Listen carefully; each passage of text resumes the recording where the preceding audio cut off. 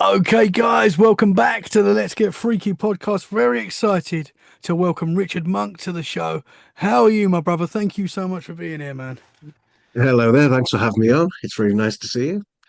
I'm excited to talk to So you, man. You're very close to me, actually. You're based in Devon? we are indeed. Yeah, I'm in Devon, your Dorset. When you asked me what Yes. time zone I was in, I was like probably about half a second if we're lucky. But I have that problem anyway. Earlier on, I was supposed to have a meeting with the people I'm starting to work with, and I signed in an hour late. Sorry, only because they've changed their clocks in America. We have not. Why do they do that? Why do we not I do it at don't the same know. time? So it's a good job it wasn't a proper interview. I just turned up, everyone is leaving, and I'm just turning up going, hi. And they're all off. We're finishing now. And I'm like, oh, for goodness sake. Time zones are time zones. If we had a universal time zone, it would be very nice. But Absolutely. I don't know why we don't. hey It's ho. crazy. I mean, that English dude has turned up an hour late. Exactly. It's like, and I turned up with a bow tie on, looking rather eccentric. And he's just like, where are you off to? It's like, I'm podcasting in a short while. So yeah, it's a funny old game, time zones, I etc. don't know why we don't If do it at the same time. Well, if we're going to put the clocks back and forward, why did we you not do just it at the same time? It doesn't make it would no make sense. life easy. There you go. No, it's a global conspiracy just to keep us all Yeah, maybe kind of that's what it going. is. Yeah, just I should have brought a tinfoil hat to start keep us with, really. We confused, could keep us. Yeah, that's it. keep us on our toes. There you go. But yeah, hi, it's really a pleasure to see you, No, really. it's a pleasure to have you, man. And we've possibly And met before in the flesh. We think we have. You know, we when you. have one of the closest things to a social life, Daniel Lee Barnett, and his various activities in the world of Bigfoot, which is quite phenomenal. So, Hmm. yeah, I think we must have crossed paths at one of those events at some point Absolutely, in the man. not too distant Absolutely. past, which is very Yeah. nice, really. There's a whole host of folks into excuse me, my eyes watering. There's a whole No host of problem. folks into British Bigfoot, which are quite surprised. So they turn up to these things, and lo and behold, hi, we get to know each other. I think like attracts like sometimes. That's what it's all Absolutely, about. man. Absolutely. You meet other like-minded people. Bigfoot, it's a weird one in the UK because, a lot of people, their perception of Bigfoot, if they believe in Bigfoot, is that Hmm. they're in the US, they're in California, there's one of them. There's that, that's There's it. one. Yep, yep, yep. But She gets about a bit, she bless her. gets about. But as She's we getting on know, as well. she is. I don't know how old she is She must be now. menopausal by now. My God, could you imagine a menopausal Patty? My Lord, I don't no disrespect to our menopausal sisters there, but my God, a menopausal Oh, Bigfoot. yeah, Would you you won't want to really mess with want to that. encounter That that? is My not something you'd want to walk gosh. into in the forest, right? God, no. Yeah, exactly. And yeah, I've encountered folks who, bless them, do say, "Oh, there's a Bigfoot, but where's they do get around? It gets around." And I'm like, "There is more than one Bigfoot." Yeah. Which Yeah. that's the whole interesting point of Bigfoot. I find it fascinating, not because there's a chance there's a British Bigfoot. Although, without getting into the paranormal straight away, I Let's know go. people who have said they've seen things which would remarkably be similar to a Bigfoot.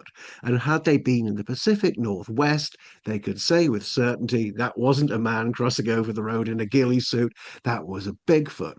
Whereas in this country, you can't explain it. And that's weird, but Hmm. Hmm. that's the whole other thing. But yeah, Absolutely. interesting phenomenon globally. This is what kind of got me going. Have you ever listened to? It's now finished, unfortunately. There was a podcast by Rhys Darby, the New Zealand comedian. Okay. Yeah, no, I don't think I I knew have. him first and foremost from the TV show way back called Flight of the Concords, and he crops up in lots of things, but he's quite a niche kind of actor. He's quite funny, and he had a podcast for a little while called the Cryptid Factor. And one of the Okay. topics they loved to talk about was the global mystery ape subject, and it kind of one of the episodes really got me thinking. And there was a mention of a book, and I don't know if you can see behind me, I'm a bit of a book nerd. So looking into a couple of books got me going down that rabbit hole. And we mentioned Patty earlier on. That's the go-to for me. It was one of the things I started looking into because it's probably being flogged to death with regards to the Patterson Gimlin, especially the knowledge I have now from when I first started out. But as a go-to, that's where you got the most wealth of information. Hmm. That's when it becomes fascinating.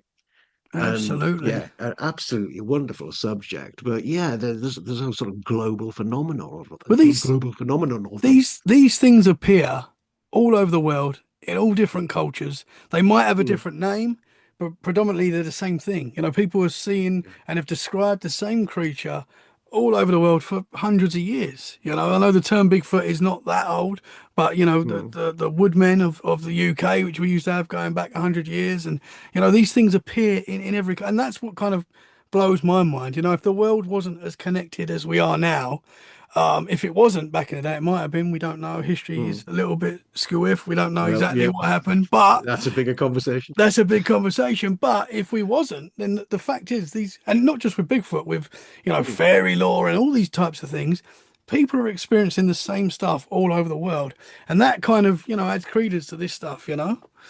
What's quite interesting, because we mentioned the global mystery ape phenomenon, and Hmm. one of the things I find particularly interesting is my biggest takeaway from the sort of Bigfoot scene, apart from the kind of wonderful people I've met, is my interest in anthropology. Hmm. So I'm studying sort of old humans, etc., and also great ape behavior to see how it corresponds with what Bigfoots do. And so you go down different rabbit holes, and the paleoanthropology route is really interesting because you, for instance, I've got books which study the orang pandek and Oh, I the love hobbit that. of Indonesia. Hmm. And at the same time, you've got creatures down there which resemble the hobbit in sort of in Indonesia, and they're still alive today, and they're very similar to like the orang pandek, etc. Hmm. And they're still around today, Yeah, and it all kind of links together. It's an interesting phenomenon going on, and absolutely. we there is more to the world than whatever we perceive and what we're told on a day-to-day basis. And that's Absolutely. what makes it interesting. And it's an interesting one when you move into that Bigfoot phenomenon because Hmm. there's a wealth of different opinions. Yeah. From the flesh and blooders who really believe it's an ape, it's a mystery ape, it may have come from Gigantopithecus or something like that. Or it's a long lost link in the sort of hominid chain somewhere along the lines before we sort of developed tool use, etc. So it would have branched off before then and did its own little thing. Interesting. And then you move into the camps where people kind of think it's a mystery ape, it's something way much more.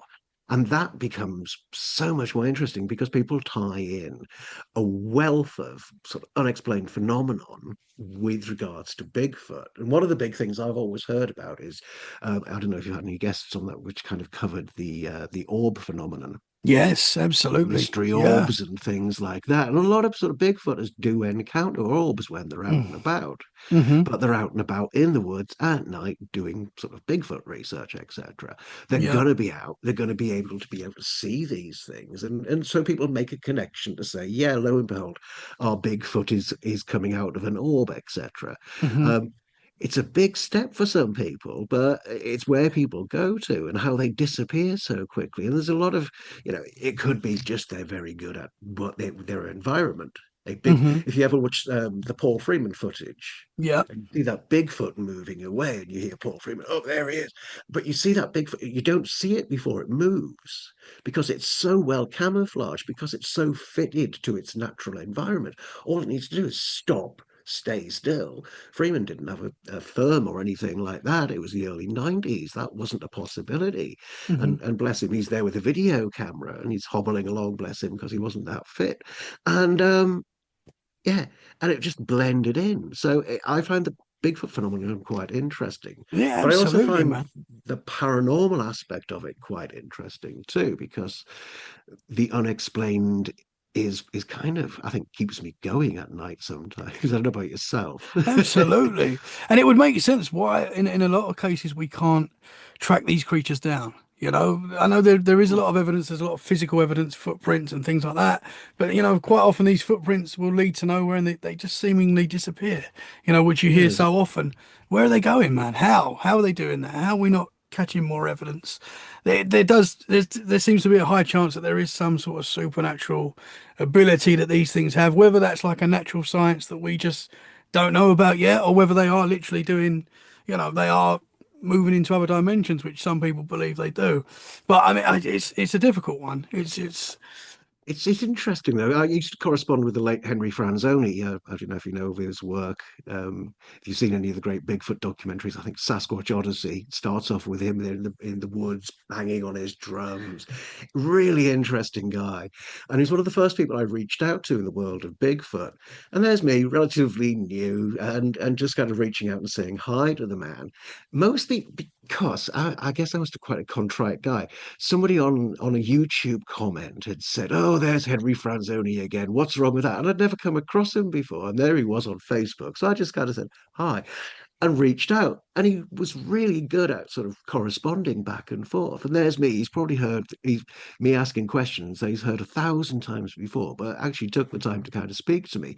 that's But awesome. once I got to know him, and then he sent me a copy of his book, and I read it, but I couldn't necessarily get on board with where he was at the time because he was his theories. They lived under mountains and they were at work with the government, etc. And he was sort of paid to shut up many years ago before sort of going in, etc. It was really interesting story, but now knowing what I've done since then, I'm taking a big leap from my Bigfoot to kind of where I am now here. What I've learned in my kind of investigations into the UFO phenomenon and a bit deeper into the world of consciousness, etc., what Hmm. Henry Franzoni was positing wasn't necessarily that far out in some respects. Okay, I couldn't necessarily get on board with the anti-gravity craft that they move around in tunnels under mountains in California, etc. But hey, it could be a You never possibility. Who know. knows? Absolutely. Exactly. I don't. I'm not claiming at any point to have any answers whatsoever. I just have some wild ideas. That's about as far as it goes. Yeah, no, but that's it. We don't know. We don't, and it literally. I'm kind of at the moment. I'm in a spot where 'cause I'm no expert on this. I talk to really cool people that have had experiences, and I look into it very deeply, like you. I'm kind of in the mindset at the moment that there is a number of different things going on. That these creatures might actually be different types of creatures that we kind of put in the same bracket. We call these things Bigfoot, Sasquatch, but there Hmm. might be different types, and we kind of put them in the same category. There might be some that can actually, move through dimensions and things like that, and then there might be some that are literally flesh and blood. That if you shoot it, it's gonna die and stuff like that, Hmm. And I think that is very possible that there is a number of different things going on, and we kind of put it in the same Yeah, bracket, we if that makes expect sense. everything to be that Hmm. this materialistic form, this Yeah. form we find ourselves with inhabiting. Hmm. And so yeah, it's quite an interesting idea. You may have come across, have you ever interviewed Adam Davies at all? British I've, Bigfoot researcher. He's based stateside these days. I Really haven't. interesting No, guy. I haven't. He should be mostly famous for his finding of the footprint of the orangutan deck. It's a lovely footprint. I've got a kind of Oh, wow. a dodgy fake copy of it Let's here, have a which I look at bought that. off eBay, but it's missing a toe, unfortunately, there. But Whoa. it's kind of it's supposed to be Adam Davies' one, but it's an eBay ripoff. That But is cool. anyway, How big is it for he the found listeners? out How big is that, would you say? Just for the listeners. So that's what, five about, inches, maybe yeah, 6 inches. I don't know. yeah, I'm guessing is that yeah. six It's inches? hard Maybe. to putting you on the spot there Yeah, without a exactly. Hang ruler. on. Yeah, do some measuring. Um, I'm male, so I probably slightly over exaggerated that how big 6 inches is. But Adam Davies found that or he found the actual footprint in the ground and took the cast. Hmm. And so he'd got that absolutely amazing piece of amazing find he found.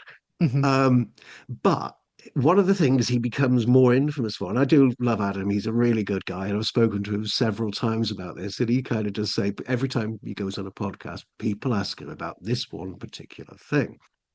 And that's the Zanyu. Are you aware of the Zanyu? No, what's that? Okay. If you look up Zanyu, Zanu, Zanyu. And look also the name Matthew Johnson, Dr. Matthew Johnson. Hmm. Um, Essentially, I'm going to make this long and short. And this is not disparaging in any way to Dr. Matthew Johnson. But what Matthew Johnson and a colleague of his were able to do was, I don't have the full story. You can look this up, so bear with me as I try and kind of piece it together in my brain. Essentially, he was beaming out, talking to these entities. These entities were Bigfoots on another planet. This planet was dying, etc. And so him and a friend of his built this device. It was like a Tesla coil device, etc. You can find photos of it online, etc. They built this device. They went to a particular location in Oregon, somewhere, actually, and opened a portal between our world and the world of the Zanyu Bigfoots. The entire world of the Bigfoots moved across from one dimension into another one. And then all these Bigfoot spirits, these orbs, came over and moved in and inhabiting trees, etc., around the world.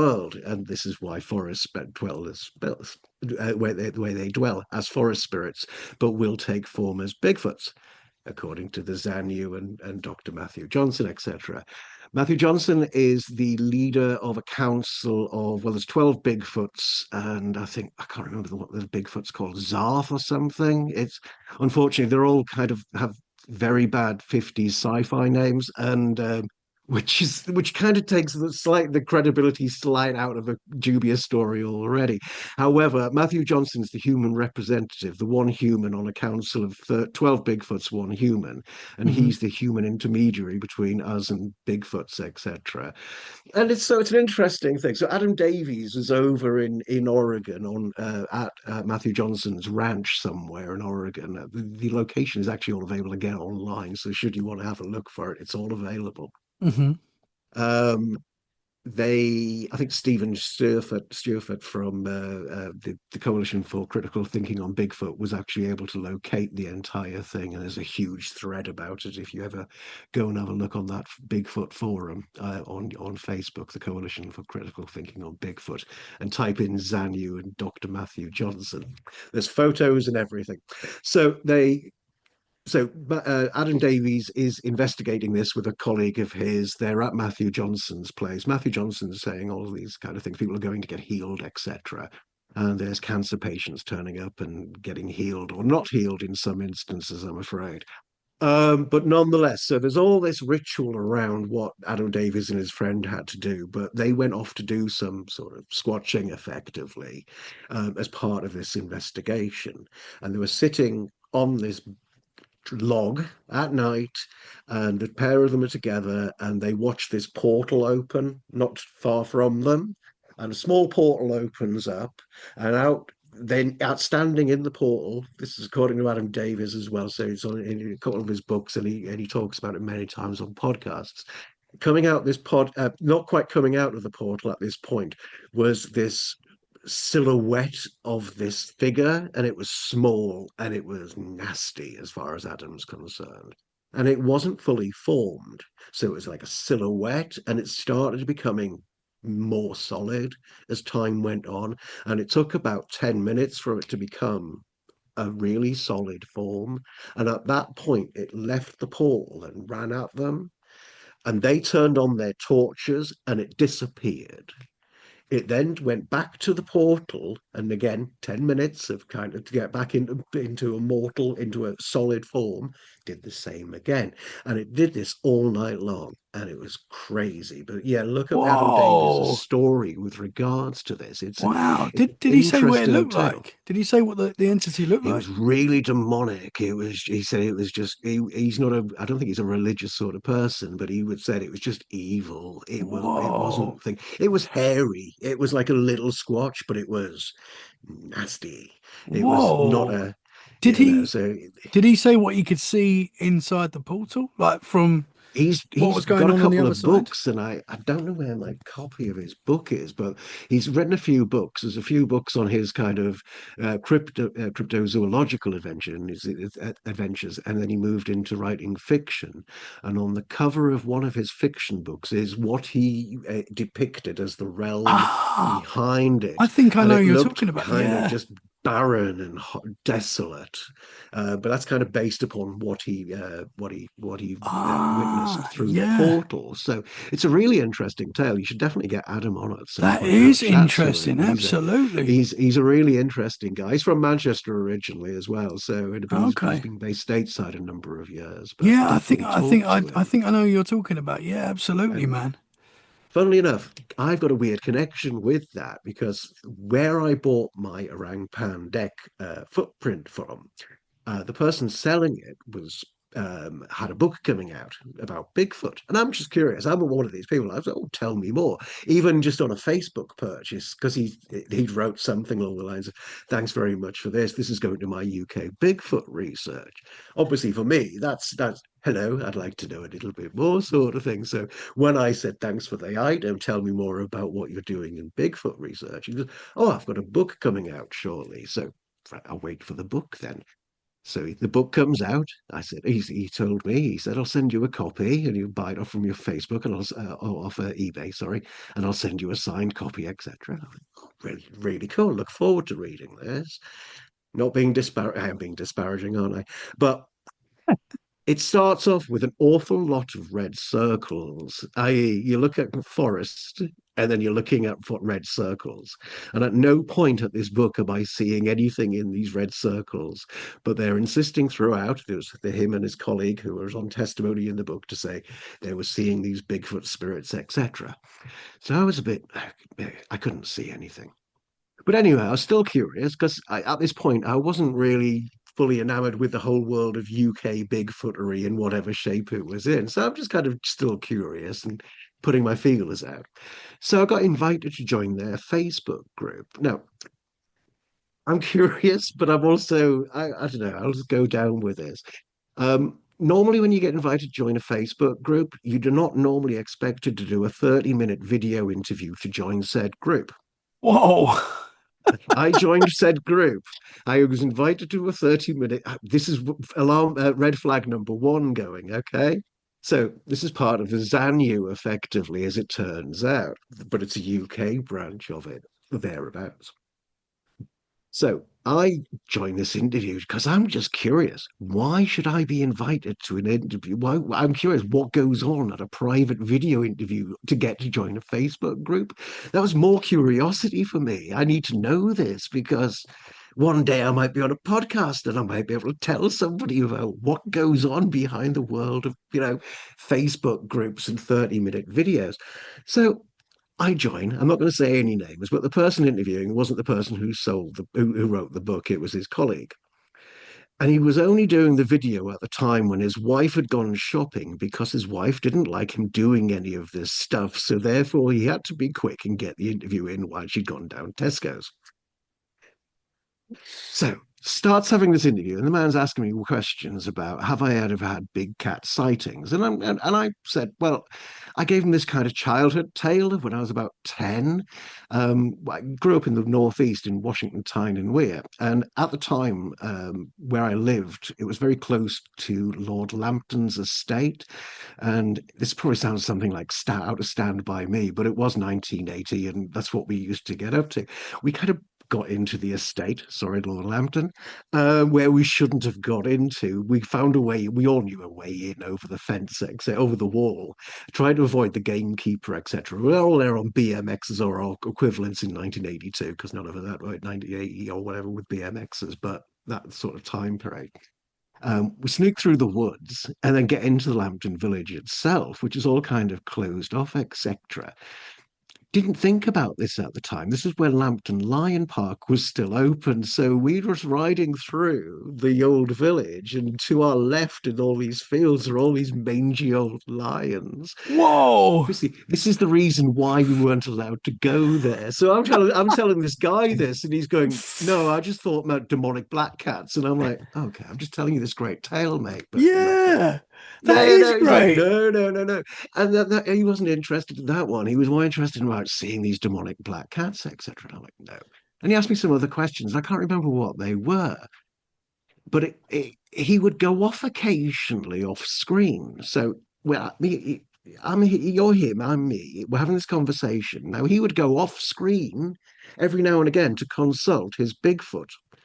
Now, his Bigfoot orb lived with him in his house and it floated around, etc. And he was telling me all about this. And I'm keeping a straight face because I'm like, oh, yeah, okay, yeah. I want to know more, but I'm not getting involved with this because, I'm there waving red flags everywhere.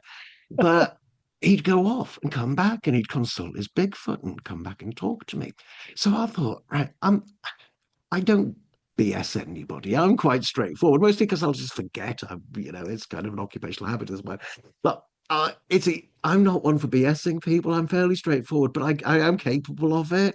So on this occasion, he's talking about this Bigfoot he sees, and I said to him, "Oh, I've been meditating at night before sleep, and I've been manifesting this kind of floating Bigfoot head." And he says, "Oh, right, that could be one of your local Bigfoot spirits talking to you." So later on, he gave me directions to where I could find said local Bigfoots. Anyway, um, so I said, "Oh, yeah. I'm seeing this Bigfoot when I'm going to sleep. Is this my Bigfoot spirit guide talking to me, sort of thing?" Knowing this is complete nonsense, yeah. He goes, hang on, he goes off and consults his orb, comes back. "Oh, yeah, that's what the Bigfoot says. They're reaching out to you. They want you to go out into the woods." And I'm okay.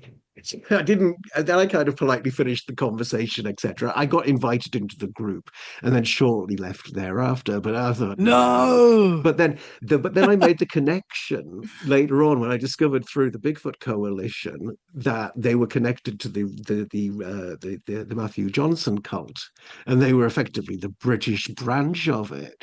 And so when I was speaking to Henry Franzoni about this was quite amusing. Before Henry passed, bless him, Matthew Johnson had been trying to get Henry Franzoni to make a TV show with him. And Henry Franzoni was going to be the patsy, and Johnson was going to be the great one and direct all this thing about where the Bigfoots wanted. And I don't want to get political or religious, but I'm going to do it Let's one foul go. swoop here, so you may have to edit this. But one of the things that it's most amusing with regards to sort of Johnson being that this head of this Bigfoot cult is, he speaks for these Bigfoots, yet these Bigfoots kind of wish people to go Christian and vote Donald Trump. And I'm definitely one to go, I don't really think Bigfoots of any dimension would really want to go down these particular routes, not necessarily for any nasty political reason, but I'm sure they're higher Yeah, why are they beings. worried about Surely to that? God. Yeah. So, why they care about sort of Middle Eastern kind of Bronze Age religions That's and wild. weird ass religions. So it was quite an interesting tale, but yeah, that was for me Man. plenty of red flags. So if you ever get invited to go on a Facebook group and you have to have a 30-minute video, go on it just for the giggle, just to Oh, find out what it is. Obviously, I keep get a him on the straight podcast. face. Yeah, I won't say any name. You'll probably, if you wanted to, I'm sure they'll come out and go, "There's this one time that strange man came on and tried to join our group, but he was just too weird. We didn't want him." You're not tempted to So who just knows? stay in there and just see, where I it did went. for a little bit, but it was just weird. They wanted constant communication, like, "Have you been out to see these Bigfoots and stuff?" And I'll be honest, Whoa. I dragged my other half up, and she was like, "What are we doing?" And I'm going, "We're going to the woods." "Why are we going to the woods now? It's nearly dark." And I'm going, Yeah. "Well, I've been told where I can find some Bigfoot orbs." And she's like, "Did you pack any tea?" I'm like, Yeah. Let's go. Yeah. so it's like, so unfortunately not. We did a couple of Oh, knocks and made a couple of howls, and I think we got a cow mooing back, and that was yeah. about it. But I did try.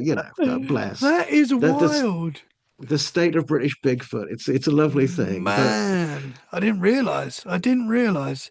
I mean, there's people that have these encounters with Bigfoot that have a spiritual connection, it seems.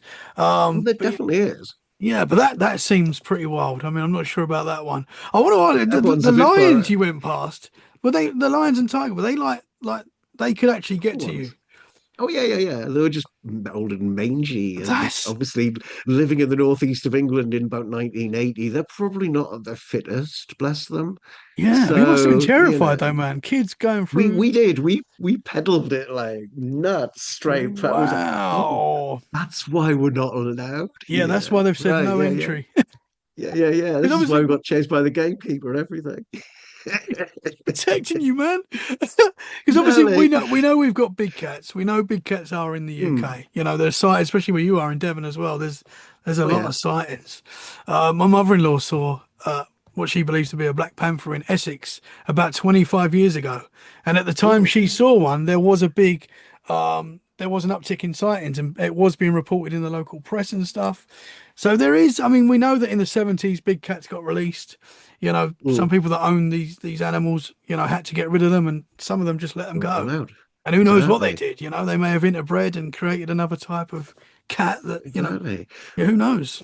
Who knows? Maybe some chimps escaped too and got very big. Absolutely, yeah, And absolutely, just now man. wandering the streets of the UK. I don't know. It's an interesting one because I'm plugging something here.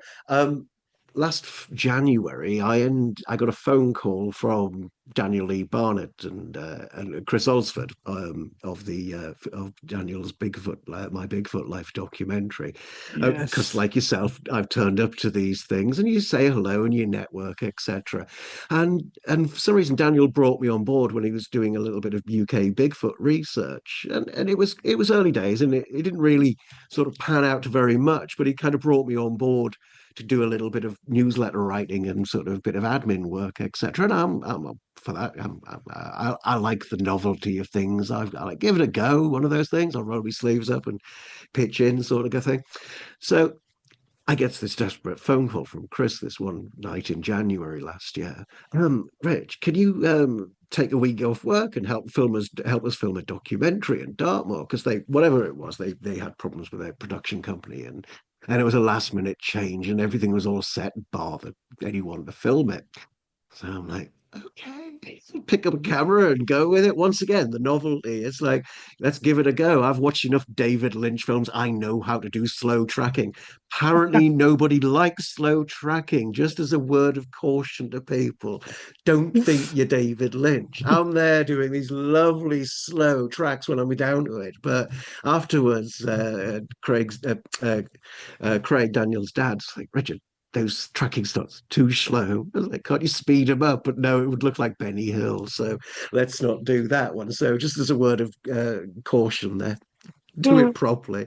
Anyway, so I get roped into this documentary again, not really doing it, but up for the novelty. Let's get out into Dartmoor in January and do some filming. And so accompanying Daniel and Chris Olsford was Ryan RPG Golomsbetsky, RPG from Expedition Bigfoot. And there was also Gwendolyn Purcell.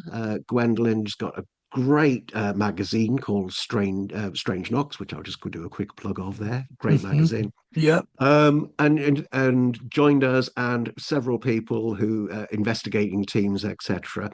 And we went onto Dartmoor. We interviewed some witnesses at a pub in Salt Ash, slightly out of Dartmoor, but we had numerous people turning up. Took a lot of witness accounts and went on to Dartmoor and did some filming. And one of the accounts from a good friend who I only met that one evening, but went on to be a good friend, still is. They had a Bigfoot encounter out on the moor whilst they were on a ghost investigation, and that's quite interesting. Oh, yeah. Can we hear that one? The the whole encounter is available on YouTube. There's Legend Seekers Network. Okay. Yep. The entire series is available now on YouTube, can be watched. But essentially, I can't remember the exact location. My gosh, I should remember these things. Was But that they were out Dartmoor? doing Was it. it Dartmoor? It was Dartmoor, but it was south of the moor. I'm based on the north of Dartmoor myself, so that's kind of my home turf. So the south of the moor is not exactly where I can remember where things are. But it was an old um, tunnel. It used to be an old railway line, so it's been turned into a cycle path and a horse track, etc. But there's a huge tunnel that goes through it, and at 11 o'clock at night, they turn off the lights. So the whole thing is just black. It's just pitch black. And obviously, no light pollution where you are on the moor. You get to this point, all the lights go off, and you go through this dark old tunnel. And they're paranormal investigators. They've got had a few TV programs, etc., and they're out doing their investigation. But they could hear something up on the ridge. So it's in a valley, as it were. So it's an old railway line, as you can imagine. And where you're going from, you're going slightly downhill as you're going towards the tunnel, and you go through the tunnel slightly down. And as they're going down towards the tunnel, they can hear this 2 feet bipedal, as we all know these things from watching enough Bigfoot documentaries. Great, get these new terms in going. Bipedal walking, stomping down with them. It was him, his wife, and a couple of maybe one other investigator or two. So look it up on the show because Ian does a great account of it on location. I went out there to film with him afterwards, and it was really interesting to see where it was. But yeah, you could hear this walking. Anyway, they get to the tunnel and they could see this silhouette. And Ian's wife Hella describes it, and where we were filming it, she pointed out to it. And I'm 6'1", and it was. I'm not just joking. They were pointing out to something being 8 foot tall. And when you Wow. saw when you kind of you hear 8 foot, and I'm like, yeah, yeah, it's actually Yeah, massive. it's It's very big. it's Yeah. not you can't pretend that's something that's not there. Hmm. Or if it is, what the heck is it? Yeah. So they kind of hear this or see this silhouette, but they get through the tunnel and it's still following them on the other side. And as you go through this pathway, this now trackway, there's an old station still there, or at least the platform of it, and it followed them as far down as that, and they kind of pegged it, and it was amazing, but it scared the bejesus out of them because Yeah. again, they're just looking out for ghosts, and they come across a Bigfoot type creature. It's a very strange one, Man. Yeah. but people do talk about seeing these things on the moor, Absolutely, and absolutely. The moor's a very, it's a very cool place. I used to go there a lot as a mm, kid, and I went there quite recently as well. There is a spooky magic, I would say. I call it spooky magic on mm, the moors. There's so much high strangeness, and it's just a feeling of, I don't know, I can't explain it. It's a magic feeling, mm. and you can imagine all sorts of weird, wonderful things going on there, man. But why did Yeah, they put that down to Bigfoot? Was that like the height? Or was it like the height, and it was shape? hairy, and And it the was, the, the size, and the did they see fact it like was walking features on and stuff two like feet. that? Well, they could see it was hairy, but they Yeah. couldn't fully make it out. It was a silhouette, but a silhouette enough to kind of see. It was like big, bulky, tall, hairy. It's like, okay, Yeah. well, if it's not a Bigfoot, what the heck is this kind of thing that's big, tall, hairy, and why is there Absolutely. a why Yeah. is somebody dressed as a gorilla on the edge of the moor and on a kind of night about midnight? Yeah, that's Who more knows? worrying than Bigfoot itself, that someone If would you've got do an that. interesting hobby like that, come on, at least go forward with Mm. I it. mean, there are a lot of accounts of Bigfoot sightings in the UK. How many sort of reports were you getting at that time? Can you remember how Not many? very many. I got one, several organizations investigated this one. I kind of went down with Jonathan Downs of the CFZ, Centre for Fortean Zoology, and it was at Maidencombe near Torquay. Hmm. And we rocked up. It turned up in the newspaper. This guy had found a footprint on the way from surfing from the beach through the woods into this particular area at Maidencombe, and so it made the press, etc. And so we got on hot on the heels of it, i.e., about 2 weeks or maybe 3 weeks after the event. So really, really hot on the heels. So we're down there. Unfortunately, the witness never did turn up. Excuse me. So we did our best to try and locate where it would have been, and we left some trail cams. So again, this is quite good because I've been watching this on TV, and therefore I get to go out and play adventurer. So I rock up in my Bigfoot vest because it was the summer. It was great. Nobody else kind of turned up that was said they would because, as these things often turn out. But still, it was a lovely day. Got out, and there's a couple of weird stories around this, which I'll come on to.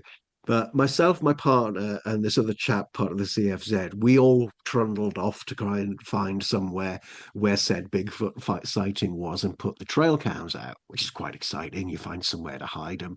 And we went back several weeks later, and lo and behold, they were still there. So I was dead chuffed. Nothing on there apart from one demonic looking squirrel at one point. But I sent that off for investigation, but I've never heard anything since. But whilst myself, my partner, and this other chap were off investigating, John, who had an operation, so he can't get around, so he was in his wheelchair. We left him with my stepson. nearby. And it was a lovely summer's day. It was really nice, and they were nattering. I think they're kindred spirits, Jonathan and Toby, and they got on really well. But they're at least a quarter of a mile away from the nearest house. There's a beach about at least another quarter of a mile away, and it's also at the bottom of a cliff as well. So it's kind of a way and a ways down. There's a track where we came up near a car park. So this is kind of what's in relation to everything, but it's not that close to the car park, but it's kind of there. So they're just sitting there. Toby's there on a bench. John's in his wheelchair. They're nattering. Sorry, there's my Geordie coming out. They're chatting It's away, cool. and they're having a natter, and all of a sudden they can both smell candle wax. Now, it's a bright, hot. I'm not talking. It was like a lovely, beautiful Sunday in Devon in the summer. It's beautiful. Why is somebody lighting a candle? But they could both really get this distinct candle smell. And again, they're looking around, can't see a soul in the field where they're at. There's nobody nearby. The house is quarter of a mile away, and it was just really distinct. And neither of them could kind of explain what that was. And yeah, Jonathan, being an investigator of the weird and paranormal, that sort of got his interest, and he went off looking into that later on. Couldn't quite explain it, but it was just a very strange, unique Yeah. occurrence. It's like random. Why does it smell like a candle wax? And it's like burning a Interesting. candle on Yeah. that hot summer day. Nobody's wearing a waxy jacket or anything like that. It's suddenly getting warm. Yeah. Yeah, so nothing came of it, but it was still an interesting experience nonetheless to go out onto the field, trying to Yeah. hopefully do a witness recording, but it never turned up. But was able to put out some trail cams, have a look around, see what came of it.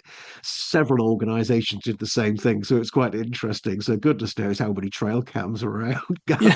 at the same time. It would have been interesting to say, "What's on your trail cam?" Oh, it's just another Bigfoot investigator. Right. Scratch that one. It is. It is. Well, what are your thoughts on Bigfoot in the UK? What are your? Do you think they're out there? I mean, I've talked to people that have seen these things in the UK that are credible that I trust. Yeah. What were your thoughts? I like to think so, but I don't think, honest to God, the flesh and blood. This is where I get tying myself up in a little knot, in a knot about. This country is way too small and deforested to allow for a large population of giant apes to walk around unhindered and unseen. There's way too many gaps between fields, irrespective of whether you think Bigfoot's move through caves or not. There's not enough cave systems in the world to allow in the country to allow tribes of 8 foot Bigfoots to move around unseen. Hmm. That's kind of the flesh and blood approach to it. I've been kind of brought up watching, listening. One of my go-to big podcasts is Bigfoot and Beyond with Yeah, Cliff Cliff and and Bobo Bobo. Yeah, I love that and show. Pruitt. Yep. Love that. I'm even a Patreon member and give them $5 a month. Ah, But it's awesome, it's man. good entertainment. But from that, I'm left with that whole flesh and blood thing because they do. It's Bigfoot and Beyond, but it's mostly Bigfoot, not Hmm. necessarily the Beyond. Occasionally, there's a little foray into it, but mostly their Bobo flesh and Bobo blood goes there is. sometimes. He will, but he gets Yeah. reined back in by Cliff. Yeah. Cliff keeps him right, bless him. Yeah. Get back in here. We do try. We have tried to bring in some topics, but mostly it's a flesh and blood camp, and there's nothing wrong with that. So these days, I'm kind of doing UFO-y things as well, more than Bigfoot. Because I got to the point with UK Bigfoot. I don't think there are any flesh and blood Bigfoots here. Hmm. But like you say, there are people who've seen things like this. I know of a couple of people, and I'll tell you that my other half. It's not. Well, she only did the interview with Jonathan Downes, but essentially, I'll give you the potted tale. She's a Yeah. midwife up in North Devon, or trainee midwife, sorry, and her and a colleague were off to a home birth one night in North Devon, and her colleague was driving, my other half was the passenger, and it was on the North Devon highway, and it was night, it was full moon, and my other half saw in front of their car crossing the road a pair of legs, transparent, hairy, big legs. She couldn't see anything above it. So imagine it up to the knee, but not quite. So above the calf at least. Hmm. That was all she saw. And they were big, they were hairy, but they were Oh, kind of mostly no, they were mostly visible, but with an air of translucence to them. And she got on to Jonathan about this and kind of reported it strange away because I said, talk to him because he's had, again, a similar encounter, but I think this was in North Yorkshire or somewhere some years back. But again, I thought he'd be the go-to person. And again, he lives in North Devon. So again, had he heard something about weird leg things moving around in North Devon? And so that's kind of an unusual one. that is And interesting. that's my other half. And there's a part of me I can't be real. And she herself, she's way more cynical than with Really? regards to this. Yeah, that's But she's like, interesting as yeah. well. And I'm like, but it's like, but I'm the one who has Bigfoot on the brain, dear, and you get to see it. And there's me going, she's making this up. Why is she making this up? That can't be true. But she's kind of on the same thing. So don't understand it. Really can't explain it. Her Wow. colleague driving the car didn't see a thing. So that's an Just interesting part as did you well. know how long that kind of lasted for her? Seeing that? Seconds, Seconds, seconds. yeah, which is Yeah, often the it was case. literally just seconds. And Yeah, she says, had we been in the Pacific Northwest, that crossed the road, she could have said Bigfoot. But you yeah. can't. It's North Devon, for goodness sake. So there Oh, you I go. mean, So, yeah, that's so it. But yeah, that this close to home, I've got someone, and yeah. very Whereas close to home. I'd like to be seeing one, but no, it wasn't me. But that, So, that adds but to if these things are supernatural and they are, in our dimension, half in another dimension, who knows? That, but that exactly, seems this that brings it kind of, into the idea that there could be and that something, makes it all or very more possible. there could be flesh and blood ones, and there could be Yeah, those ones we mentioned earlier, those kind of absolutely. multi-dimensional. What does it even mean? I'm working this multi-dimensional thing out. I You know, know. I've got a tattoo of a lamb on my leg, and I'll send you a picture if you want to see it at some point. Absolutely. But effectively, it's a lamb, and it starts off in 2D reality, so it's kind of on just on a grid form, and then the grid turns into a little square, and in that is a lamb's leg. The lamb standing over like that's kind of two little legs. And so what I kind of envisaged, I don't know what my tattoo artist thought of this, by the way, but it's my tattoo interpretation. So the lamb standing up in this kind of 3D space, and at the top it moves through in beautiful colors. And at the top there's the lamb's head, but in the lamb's head is a 4D hypercube. It's yeah, a tesseract Seems effectively. amazing. And it's a 2D representation in three on my leg of a four-dimensional cube. And it's quite funny when people ask me in the summer, it's like, it's really nice. It's like it depends what mood I'm in. It's like, oh yeah, it's a fourth dimensional hypercube. And so I don't know, just like the lamb. It's like, okay, but it is what it is. But Oh, yeah, so when I'm thinking of oh wow. multi-dimensions, it's like, what is this? Because Yeah. apparently the human brain can think into 11 dimensions. Oh, how do they know I've had that? a I had a shall we say an interesting youth, and therefore I kind of probably looked into other dimensions that other folks have not necessarily done so. But even so, where are these inhabiting? There's a curious idea I've been playing with regards to the spectrum we see. Hmm. The human spectrum, the visibility we have. Sorry, there's a better word for it, spectrum. But the visibility we have sort of from ultraviolet, etc. And John Keel talks about it quite a lot. And this is what I find quite one of the things that brought me into real study of UFOs, not necessarily the nuts and bolts, which I've studied enough of, but the actual idea that these are here, but they're operating at a higher frequency. Hmm. So they're out of the ultraviolets because there's so much we don't see going on. And I wonder sometimes what the heck my cat's looking at. And so when my cat's there in the bathroom looking at something in the corner, I always make a point to go, waving at the thing in the corner that I can't see while my cat's going, what are you doing? You're not supposed to see the things in the Yeah. corner. Yeah. So I don't know. It's an interesting one. I don't know. Do you have a theory on multi-dimensional I mean, entities? I think, What you've spoken to lots of folks about it. I've read lots of books, but I'm just curious to know what you yeah. might I have mean, to my say. opinion changes daily. I have to be honest. Hmm. It changes daily.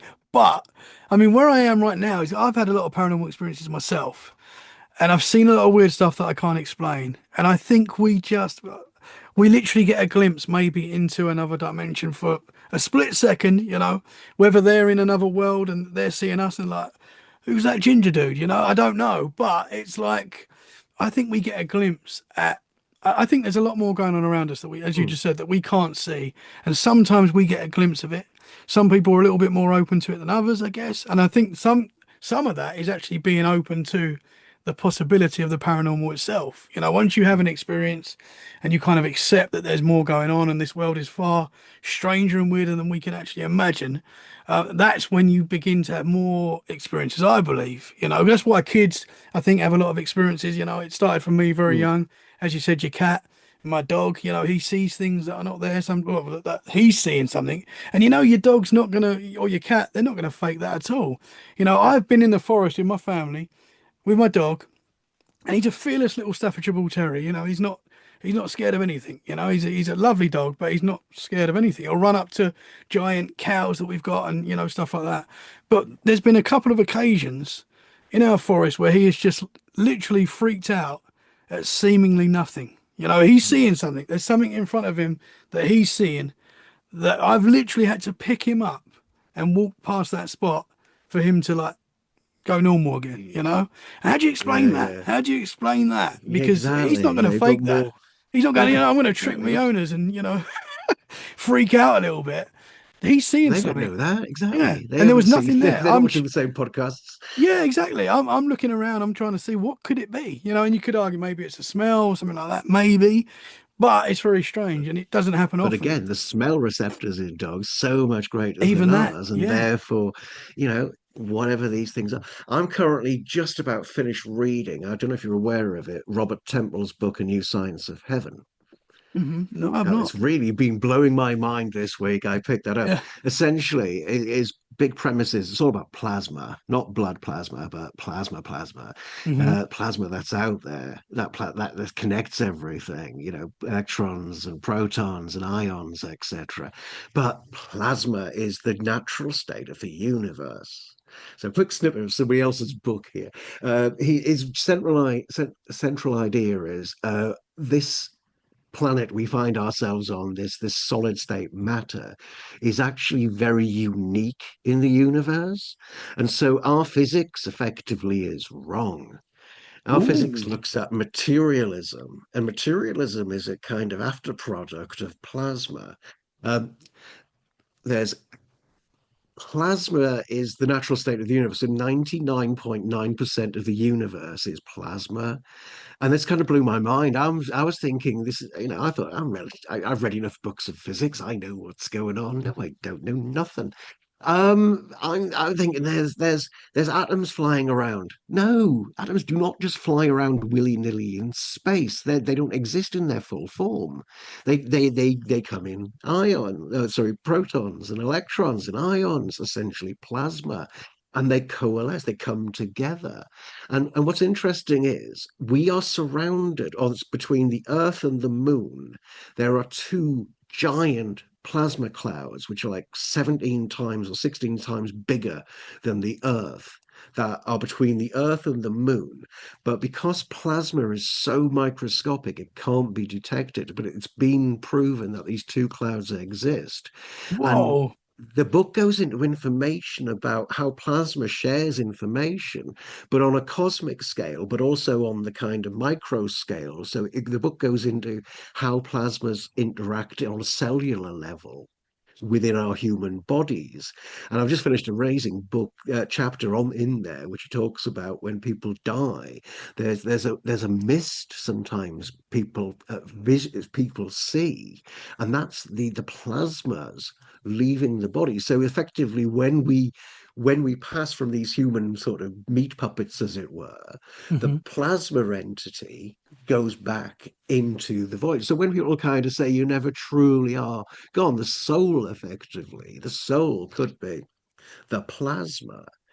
And one of the things I'm Whoa. discovering is a lot of recent scientific discoveries kind of do just tie into a lot of ancient ideas of like Hermeticism and things like that. And Hmm. when I was reading this, and then it coincided with something I read as well, which talked about human cells being conscious, which is separate to the Robert Temple book, A New Science of Heaven. I started going, these are probably connected. And again, you may have come across the Hermetic term as above, so below, the microcosm and the macrocosm. And that just felt like a perfect kind of marrying of these kind of two ideas. And it's like, what did our ancients know that we lost? Yeah, This may sound sad. I mourn for the destruction, for the death of the destruction of the Library of Alexandria, and I know it was destroyed thousands of years ago. But God, what did we I lose? know. I What know. did we lose in the Spanish Inquisition? Hmm. All Hmm. that information that we could have Hmm. had. We could have Hmm. been so much more What is in the than we are Vatican? today. We need to get there Yeah, as well and see what's left. oh, let Maybe. me in. Get me in. Get me in. Go on, go. Go. If you're going, It's let me true in. though. Sign me up. It's Yeah, true. I mean, definitely. we can definitely tell, that there's with Egypt and things like that, we know that there was a lot more going on than what our history tells us. I think that's fair Mm. to say. We Oh, were a lot most more definitely. advanced. We were a lot more advanced. We got Stonehenge near us. That's Oh, yeah. something very strange. Great place. So there was a lot more, and it has been lost. Was we so far advanced? You can going down the route that we're on at the moment. You can see how we probably could have got so far advanced and destroyed ourselves very easily. People do that, Many unfortunately, times over. many times over. Yeah, When I was younger, I used to, no, forgive me, Graham Hancock, but I used to be a bit disparaging towards some of Graham Hancock's ideas about sort of these ancient civilizations. But I'm possibly very wrong about that. With the discovery of Göbekli Tepe in Turkey, yeah. for instance, which is Hmm. what, 12,500 years old, this supposed religious place where people only went to be religious at times of the end of the Ice Age. No, it was a haven. It was a home. There was this, if you've seen any of the documentaries, how big that place was. Hmm. And there's other ones nearby as well. So there's not just Göbekli Tepe, there's like Göbekli other ones too, and they too are, and who knows how many more are out there. Hmm. Not being disparaging, because I think our ancestors, with the ancient alien idea, I kind of like it to a point, but I also think we shouldn't be disrespectful to what our ancestors may have been capable of, that Hmm. we've lost the knowledge of what they had.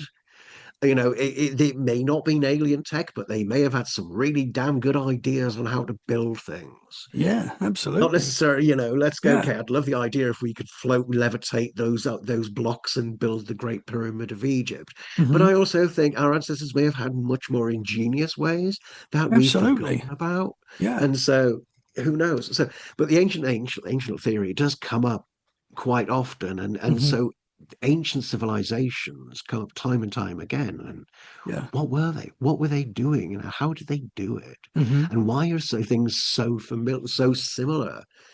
You look at the skeptical argument of pyramids. Pyramids exist across the world because they're a really easy structure to put up.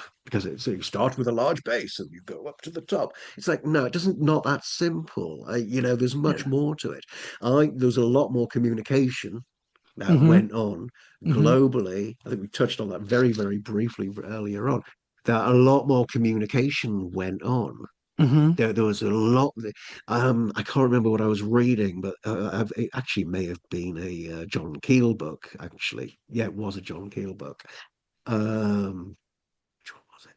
I can't remember, but it was a John Keel book, and he was touching on the idea of ancient radios, Ooh. and the crystals were in place. And when they kind of investigated various pyramids across the globe, they found the same type of crystals. And the idea being Ooh. whether this is a real thing or this was something John Keel wrote back in the early 70s, maybe worth looking into. But when we've discovered things like the Baghdad battery and things like that, who knows what we were using way back when. Yeah, absolutely, man. Yeah. It does seem that we were So probably possibly far more connected than they tell us we were. Let's face it, I don't think they know. I don't think anyone knows really. I don't think anyone's got the answers to what actually was. They struggle to tell us what happened last week.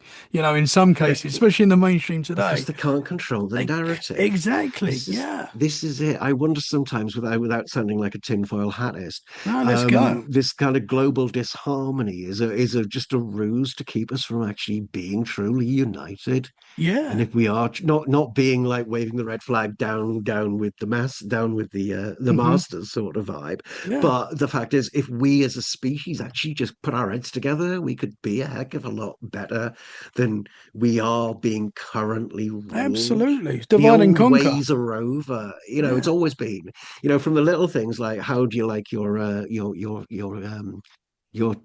clotted cream with your tea? Do you want yeah, cream tea or do you want jam? It's like, no, it's just all part of the game. Step out of that game system. yeah. You ever read Robert Anton Wilson on your travels? I haven't. No, Are you familiar with his work? no, Um, are you familiar? I'll give you a quick potted history. Are you familiar with the band, the KLF? no. See, I don't know anything, man. Maybe I'm just getting old and my pop cultural references are no longer valid. No, My gosh. I'm terrible That with names perhaps, though yeah. and things like that. But No, yeah, I okay. don't know. But for me, my introduction to Robert Anton Wilson, I'll just give you a very potted history to this, was through the band, the KLF, in the early 90s. Rave band, absolutely wonderful band. But a lot of their influences came from this book, the Illuminatus trilogy, and it was written by a guy called Robert Anton Wilson and his friend Robert Shea. Now, both of those back in the day, in the 60s, used to write articles for Playboy magazine, and then they were part of the Discordian movement. So you're aware of the Discordians, the whole rise of Eris? No. It was two friends back in the early 60s decided to start their own religion. Hmm. And so for giggles, and they started their own religion at a bowling alley somewhere in California.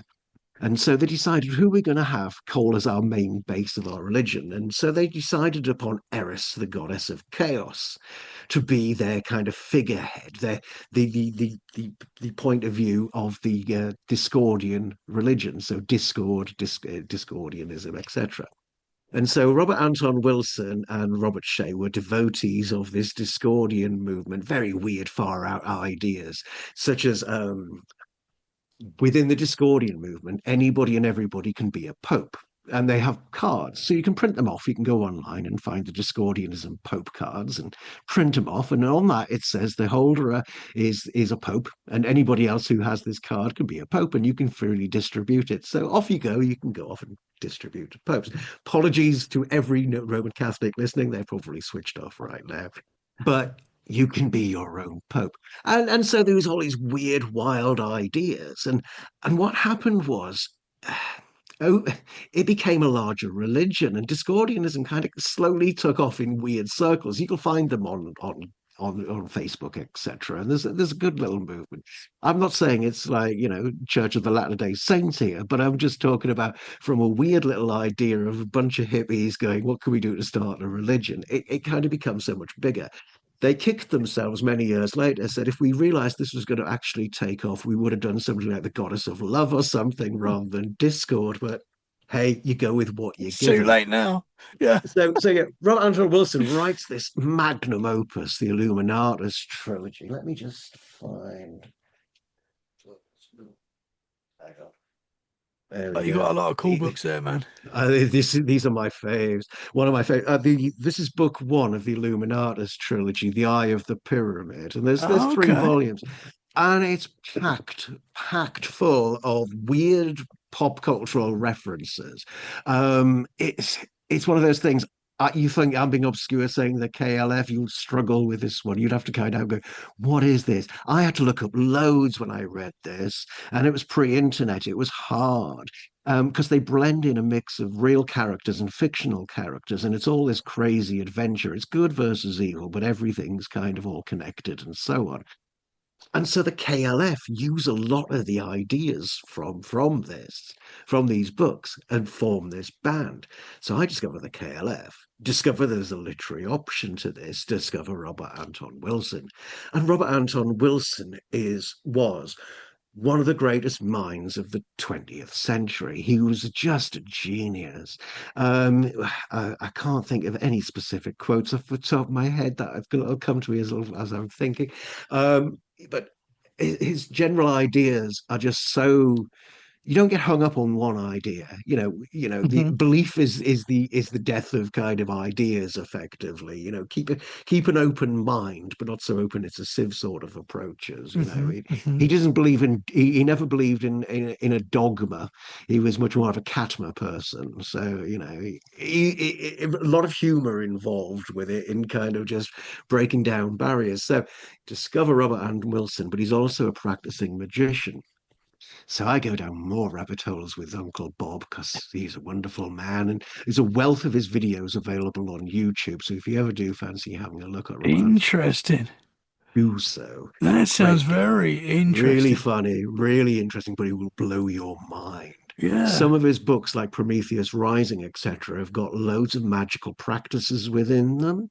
And I'd gone down a magical route before. I don't know if you've ever gone down that route where you think, I'm going to learn magic, not Paul Daniels style magic or anything like that. But my God, I've read enough Alan Moore and Grant Morrison. I'm going to practice being a magician myself. Let's give it a go. So I kind of went down a route for a bit. But Robert Anton Wilson's approach to magic, way more practical. It kind of follows a similar route to like William Burroughs' styles of magic.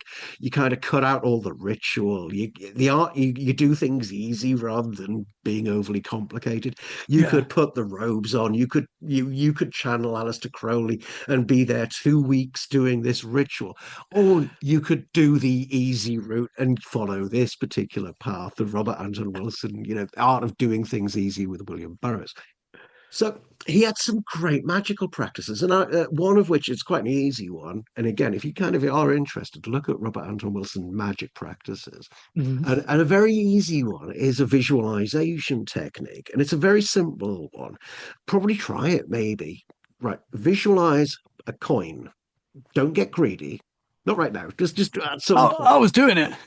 Do it now, right? But before you go out, sit and visualize a coin, like a pound coin, two Hmm. pound That's coin. what I was For thinking. Americans, you can do something yet, but don't get greedy.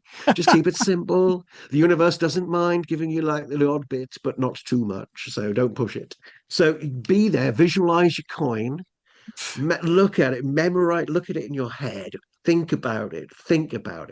And then when you go outside, thinking about it, and it will look when you go out, you will find a pound coin eventually. It won't be Bro. immediately, but work on it. It won't happen always straight away. Manifestation.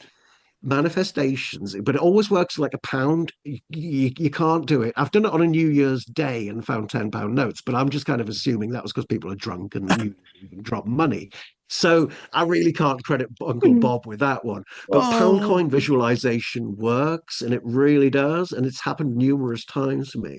But you get man. synchronization when you start investigating Robert Anton Wilson. And that's where it's quite fun to be able to kind of fall down those rabbit holes. Yeah. I'm going to start thinking of Things are pounds connected. every time I go out.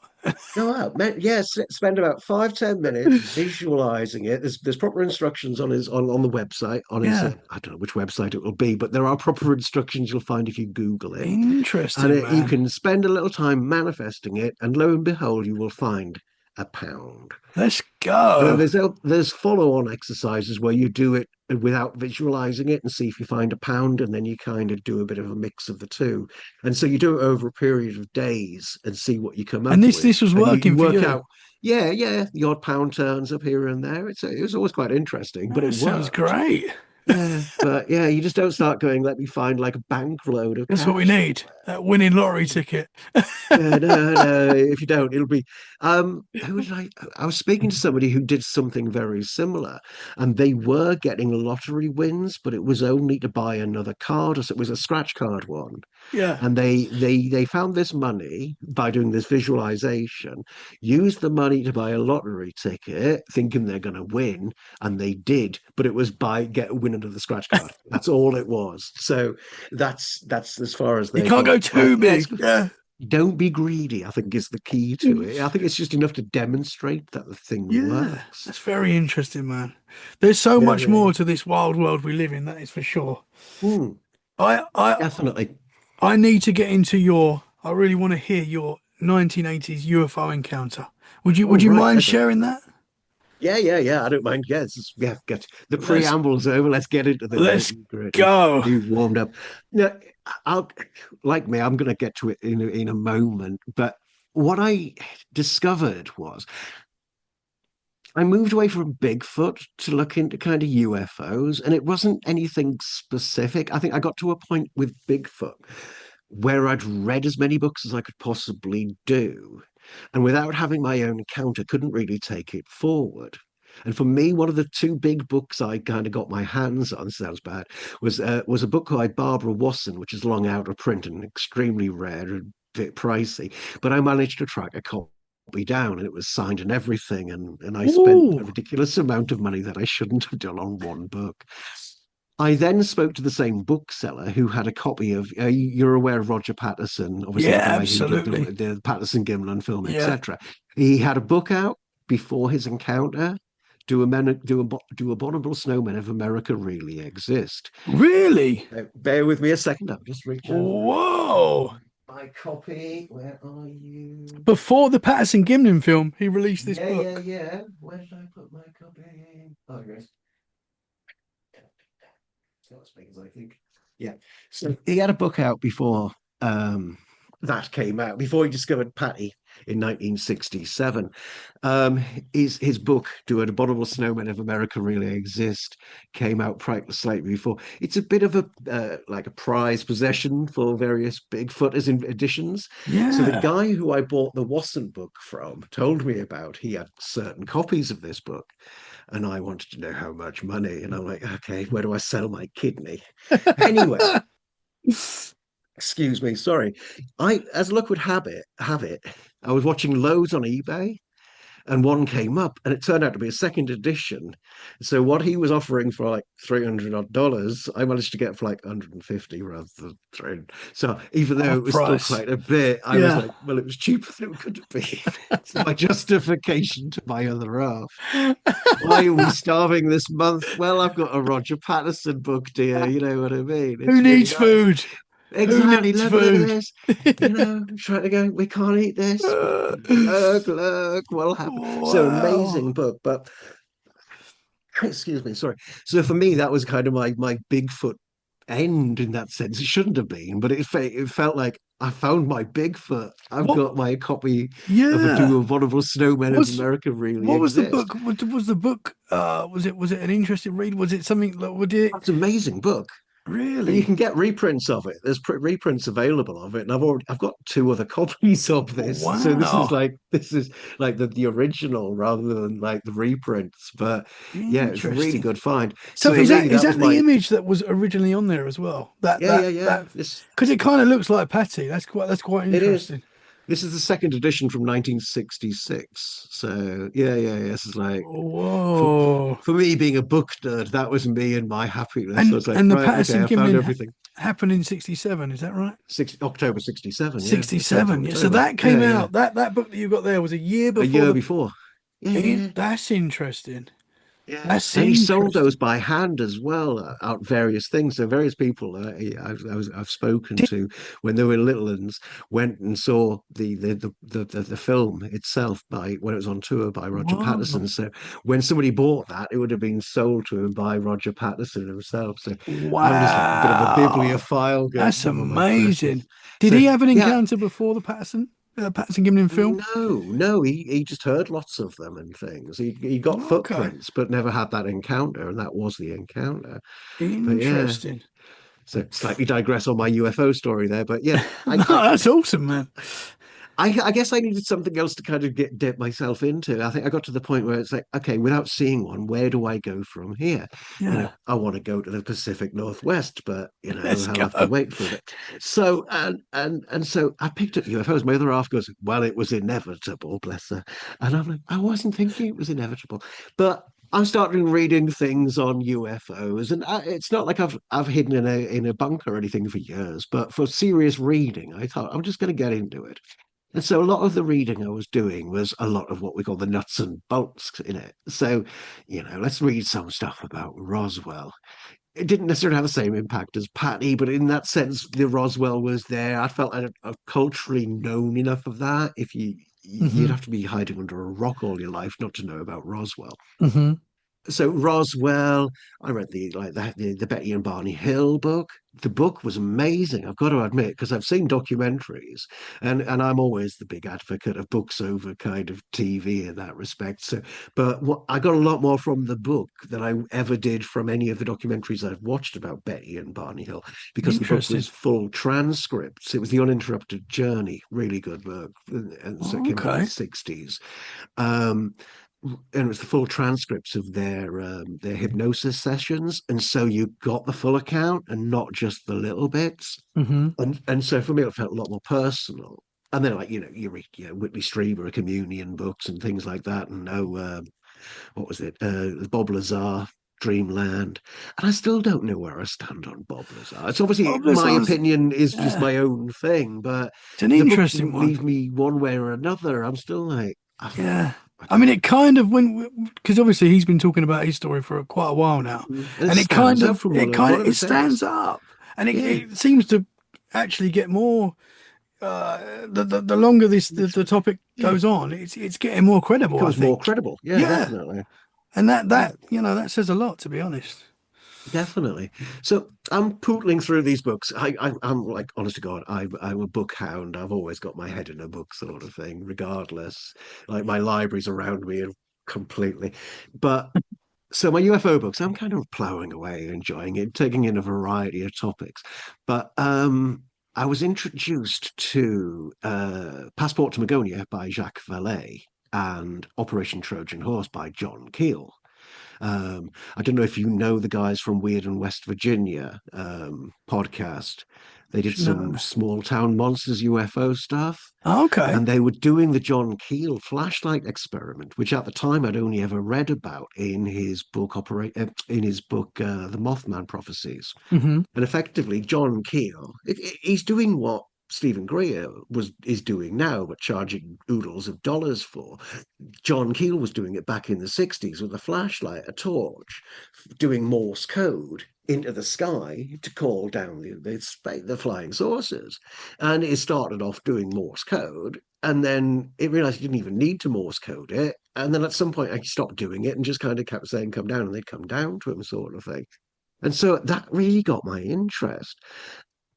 And so up until this point, I'm going, I don't really think UFOs come from t'other side of the galaxy.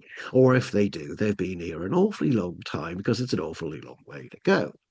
That's always been my kind of opinion on this. And this even goes back to which I'm going to come on to in a short while about my sighting. But I'm reading all this stuff. And then, yeah, I get turned on to Jacques Vallée and John Keel's Operation Trojan Horse and Passport to Magonia, both of which should be recommended reading to everybody. It was blew my mind about this whole idea of where they come from, how it's all linked to kind of fairies, well, Hmm.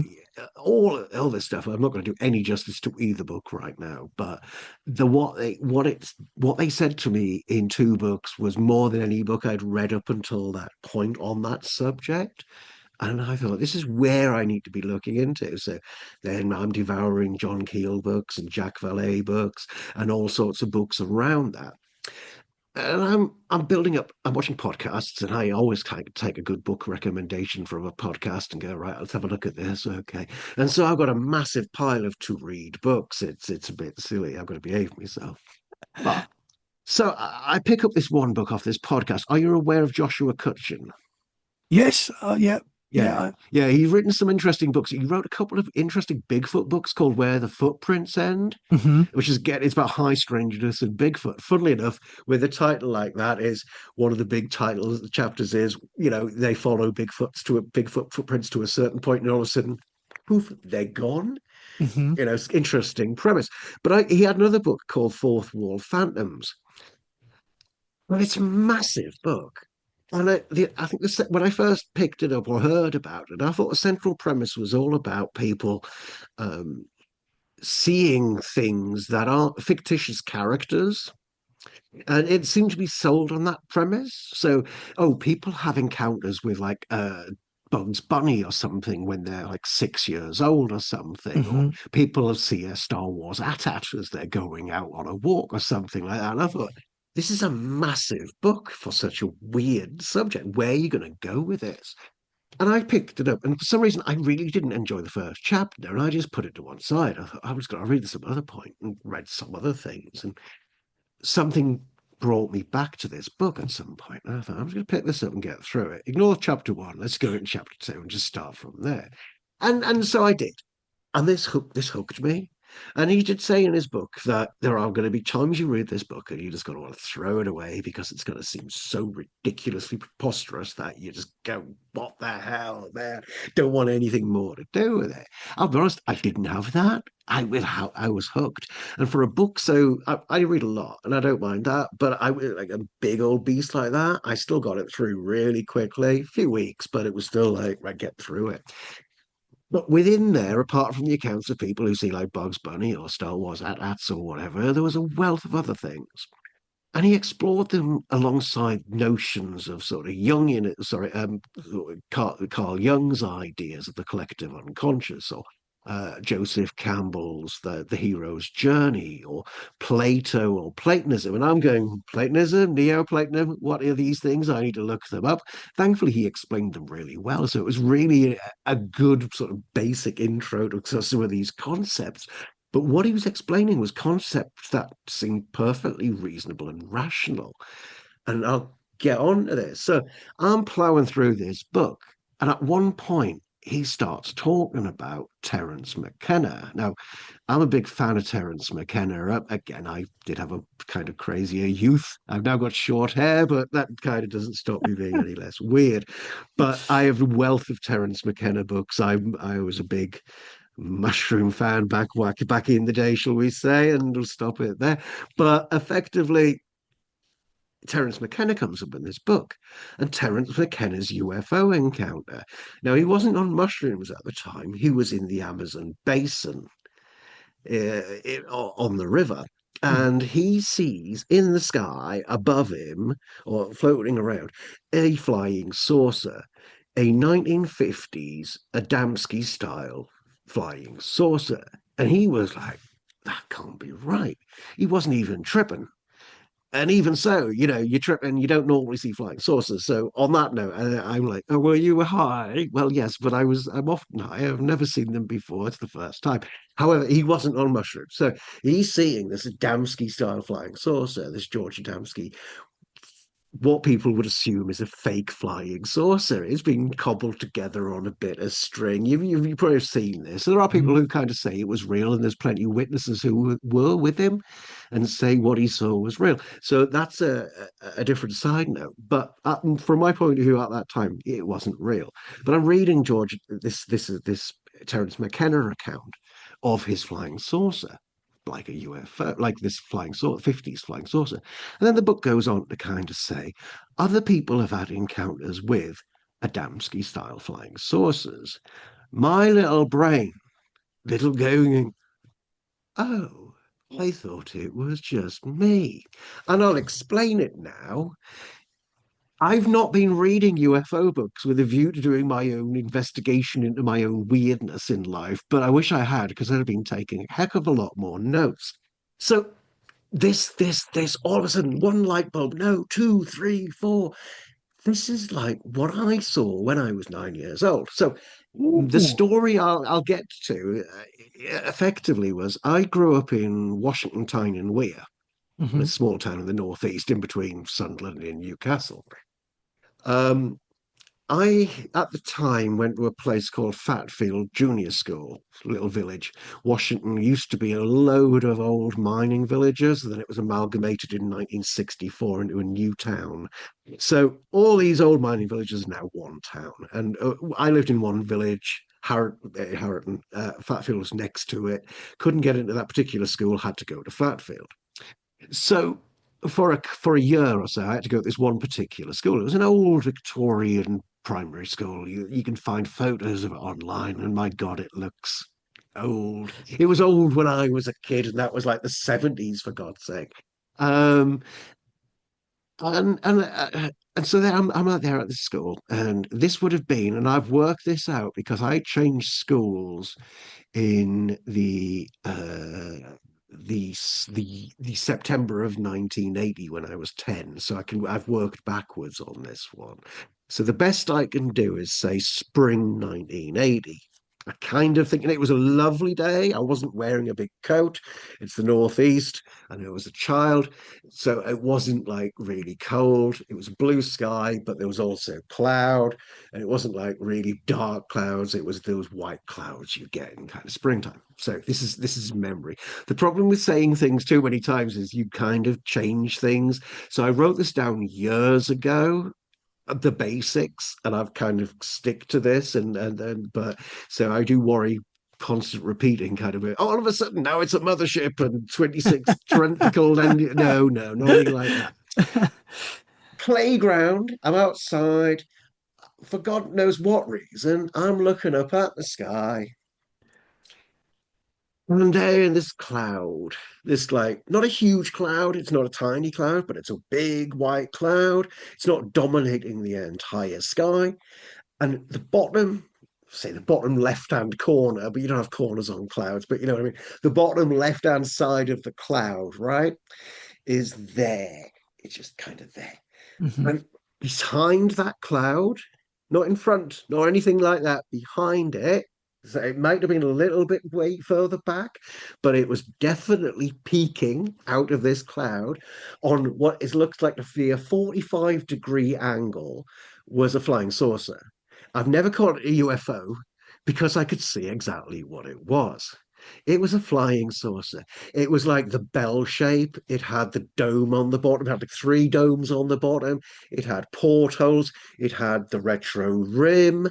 The kind of top was slightly occluded by the cloud, so I couldn't really see the top. But I, with half a mind, would say it probably had like an antenna on it. And I'm looking at Oh, this, right? And I don't know how long for. And I'm like, obviously I'm 9, nearly 10. I don't know what my language was like that was, but that's a flying saucer. And I'm looking at it, right? And there's this thing. It's not massive. It's not a mothership. It's not huge. It's kind of coming out from behind a cloud. And I'm like, it was battleship grey. It wasn't silvery chrome or anything like that. It was grey. It wasn't like a dark grey cloud. It was definitely, if it was a cloud that looked exactly like a 1950s flying saucer, but it wasn't. It looked like a bloody flying saucer, right? So it's there, 45-degree angle. And there's just this girl next to me in the playground. And I said to her, I kind of turned away from looking up at the sky at this flying saucer. And I was like, turned to this girl and said, I've just seen a flying saucer. And she said, no, you haven't.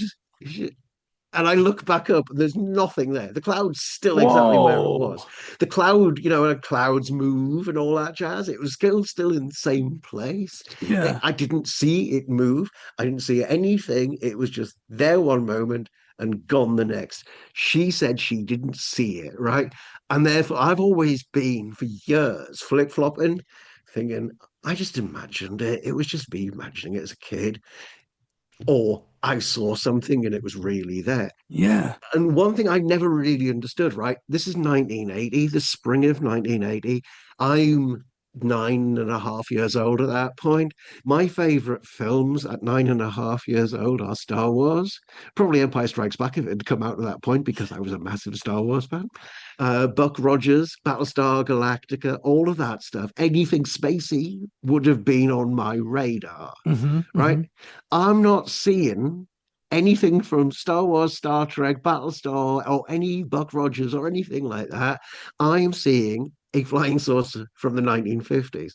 I, and I'm thinking, if I imagine something, I'd imagine like, I don't know, the shuttlecraft from the Enterprise or Yeah. the Yeah. Enterprise Yeah. or the The Millennium the Death Falcon Star or or something. Yeah. anything. But no, I'm getting this. And for years, I never made the connection until years later, looking at some photos. And it's like the Adamski pictures. And I'm like, that's not. Right, because they're supposed to be fake. But then I've talked to people who kind of say there's a bit more to it and it's really Hmm. difficult to kind of put your finger on. So Hmm. let's not be so hasty. But for years, my always opinion has been, nah, he's just making that up. But no. Right. So I'm reading Interesting. this book, yeah, and I'm like, that's my flying saucer account that Terence McKenna's had. I then pick up my Terence McKenna books and have a read, and oh my God, things I've been reading for years has been preparing me to kind of start looking into the UFO phenomenon away from that nuts and bolts thing. I think it's like moving away from Bigfoot being flesh and blood. Hmm. UFOs aren't nuts and bolts, or maybe they are, but there's something more to it. Yeah. So this is the avenue I've gone. So I've discovered that my sighting was not that unique, which I found really fascinating. Hmm. Where was it? Millhaven in Wales around the same time. I think was it 12 or 14 kids had something similar. Obviously, they all collectively saw something. I think there's Millhaven. Hmm. And oh, there's a book. I can't see it from there. There's another book that came out. It's about a family in Oxfordshire, again in around 1979, 1980, who had an encounter with an Adamski-style flying saucer as well. And there's other encounters globally too. Hmm. So and what I thought initially was, I'd like to think I've seen a UFO and I'm dead happy with that. And I was quite content Yeah. or thinking, no, you're just imagining it. But I was always erring on the side of the mysterious rather than the mundane. Hmm. So, and then all of a sudden, this is like, oh, shoot, this is kind of, I'm not alone with this, right? So, carrying on this book, weirder things start happening, right? He mentions a particular book. Are you aware of Patrick Harpur? He I'm wrote a not book called sure. Daemonic Reality. I'll be No, honest, it's a bit I of a don't. clunky book. It's a really good book, but it's a bit of a tough read. It could have been slightly written, but he wrote the book, not me. So, hey, heads up, Patrick, you've got one better on me on that regard. But daemons. Now, daemons are like what's the best way to describe them? Like a spiritual companion, as it were. Hmm. They're kind of there, and there's kind of levels of daemon if you go into kind of research. So you've got your own personal daemon who's Okay. kind of with you, your entity effectively, your like your soul companion, your guardian angel, I think, for want of a better word, which is a bit of a weird one, but effectively that's what you could call it. Hmm. And he starts talking about these daemons, and what he starts mentioning is there's a high preponderance of children who have, or people who have had UFO sightings, have imaginary friends when they're little, like really little. And for me, once again, oh look, another light bulb goes off. Because my parents have told me many times over the years when I'm like, oh God, please don't tell me this story again, mother. Now I'm all of a sudden, God, please tell me as much as you can. But they tell this tale of when I was a little kid, before my younger brother was born, and up to the age of 6 months, I had an imaginary friend called Nicholas. Now, Patrick Harpur, through via this book about fourth wall phantoms, so I'm getting Patrick Harpur saying, that's another book I need for my list. I'm going to have to buy this next and read it, right? Which I did and I have. But he talks about these daemons kind of manifesting and being rather like your imaginary friend in some capacity. And so when you're very young, the general idea or the general consensus about imaginary friends is it's kind of children who've got an overactive imagination who are lonely and want company, etc. But I've Hmm. just finished an interesting book called Invisi Kids, in which there's numerous accounts of people who've had imaginary friends when they've still got siblings of a comparable age, and Hmm. even an account of a pair of identical twins who shared the same imaginary friend. And so there's all these other stories Interesting. around this. So what you may get as one particular point of view is interesting when you kind of look at other book or other ideas of what other people have had. Yeah. And I've quizzed, it's not the biggest like data set or ever, to be honest. But I put a little feeler out when I was kind of reading this to go, who's had imaginary friend? Now, not many people replied. And admittedly, I spoke to my tattoo artist about this recently when I was getting a tattoo. He had, and I know he had a UFO encounter when he's had a UFO encounter. And I know a couple of people who responded to me also have had UFO encounters. There's one other person, but I don't know whether he's had one or not.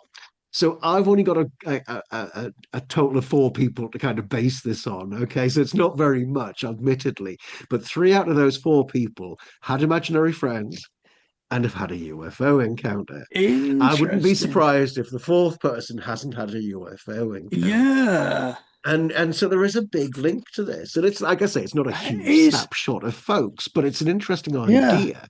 And when I just put it out there to folks, and people are like, "Oh yeah, I had one," and then you get people's what do you, I'm curious as to know what people remember of theirs because Hmm. I've only got information which is hearsay from my folks, and I'll share one of the biggie or the couple of the tales my parents told me, which is quite interesting. The one I've always remembered is I'm on a bus with my mum at the age of probably I was about 3 years old. Uh, I'm sitting there on the long seat near the front, and my imaginary friend supposedly sitting next to me, Nicholas. I don't know where my mum's sitting somewhere nearby, but I've got the long seat and probably there with Nicholas. And this lady gets on the bus, and from my mum's account, she was quite a large lady, bless her. But she sits next to me. She sits right down next to me. Obviously, unbeknownst to her that my imaginary friend Nicholas is there, I screamed the bus down. Oh Oh, God, did I scream the bus down.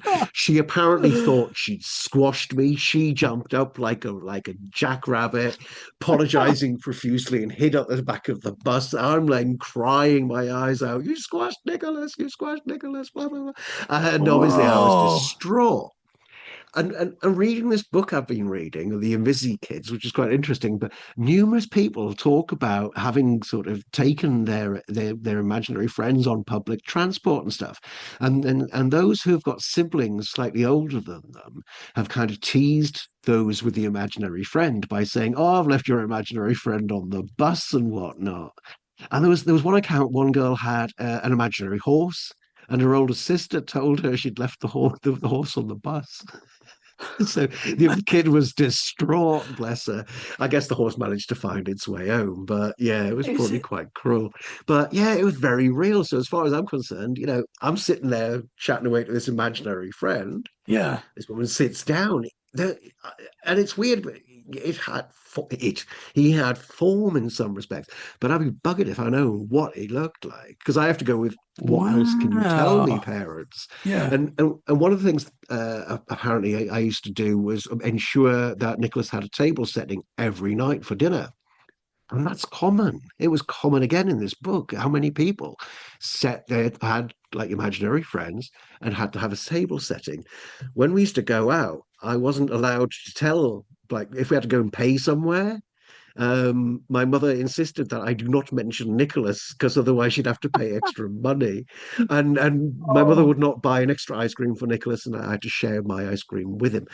But so what I used to think was just kind of just crazy childhood imagination because apparently they took me to hospital, took me to the doctors, and like lo and behold, no, he's just an active imagination. He's really intelligent, sort of thing. So I don't know what went wrong there, interesting. but yeah, and so I'm thinking, is there any connection between the fact that I'm seeing a UFO at the age 9 Yeah. and I've got this UFO, this imaginary friend called Nicholas, and he Yeah. disappeared when I was 4, when my little brother was like 6 months old, and apparently that is a natural time for them to move on.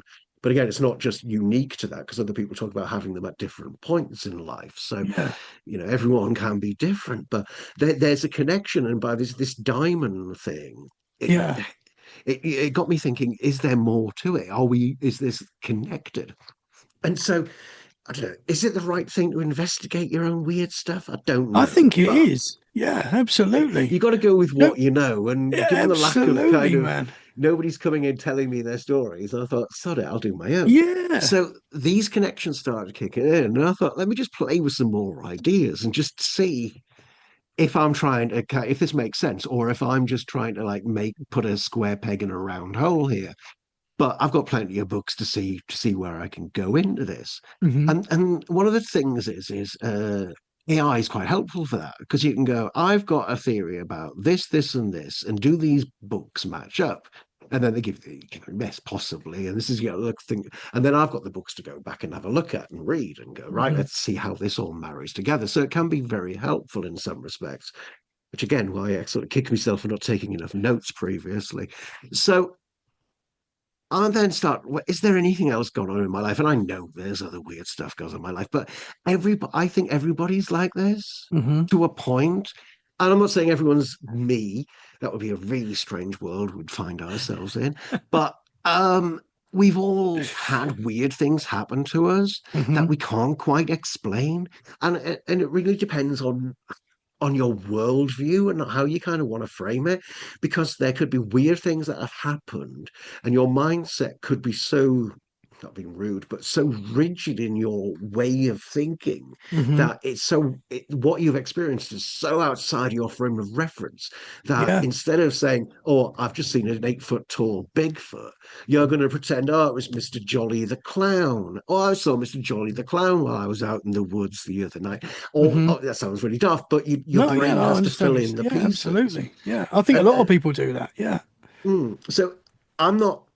I find it weird because it sounds egotistical. I'm doing all this great thing, all this weird stuff's happened to me, but it's. I think when people take the time to think about it, it's happened to them to a certain extent, Hmm. Hmm. and then it's worth looking at. Or maybe it's not. Maybe I should take up a No, I normal think hobby and kind of no, find something else. no, definitely But not. I'm sticking with this rabbit hole, and it's great. I find that So very interesting, man. I big fan of the Robert Anton Wilson, as I mentioned earlier. And Robert Anton Wilson was a huge fan and still is, or not now, sorry, bless him, he's passed on, the number 23.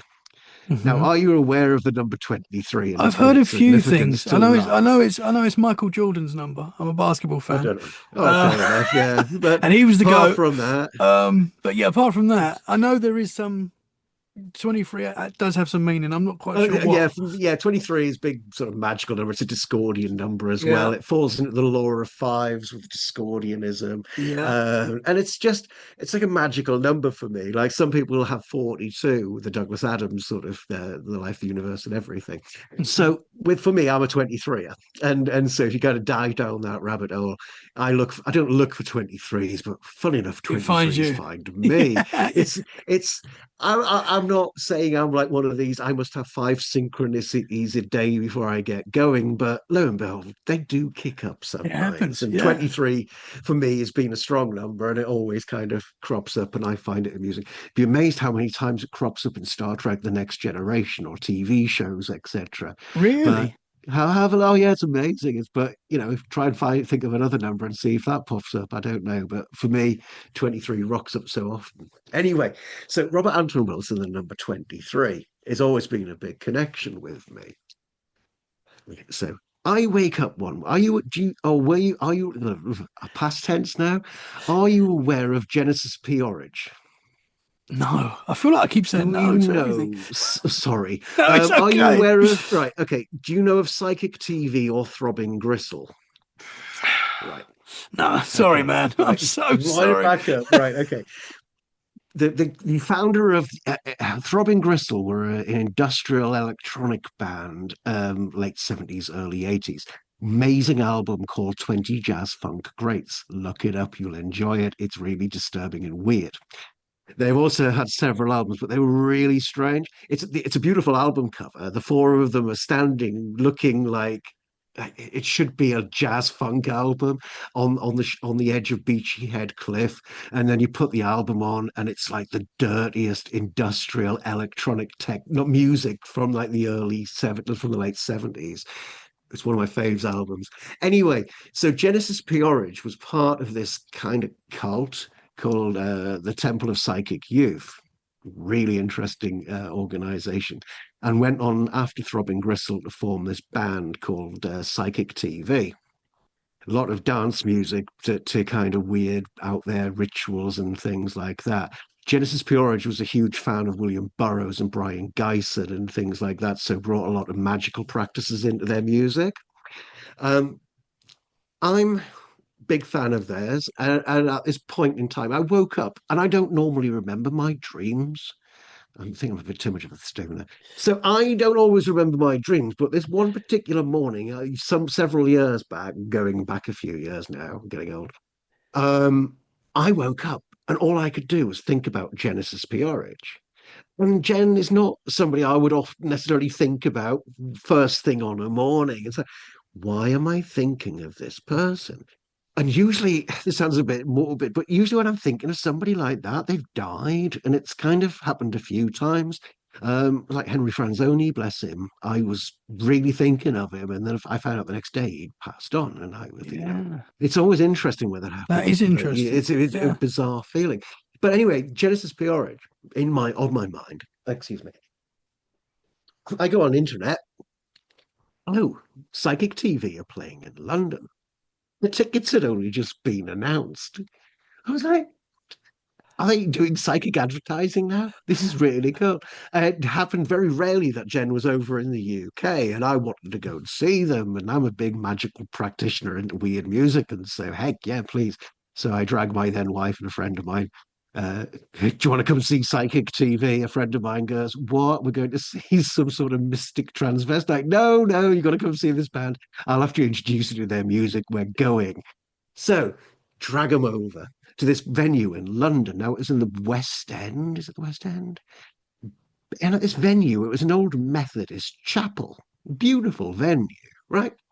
But it's this venue that was the same venue that Pink Floyd and Soft Machine used to play in the 1960s, called the UFO Club. So, right, UFO Club connection. It's really cool. Pink Floyd, Soft Machine being I'm a big of a Soft Machine fan because I'm a big fan of the band Gong, so it all kind of ties in and everything.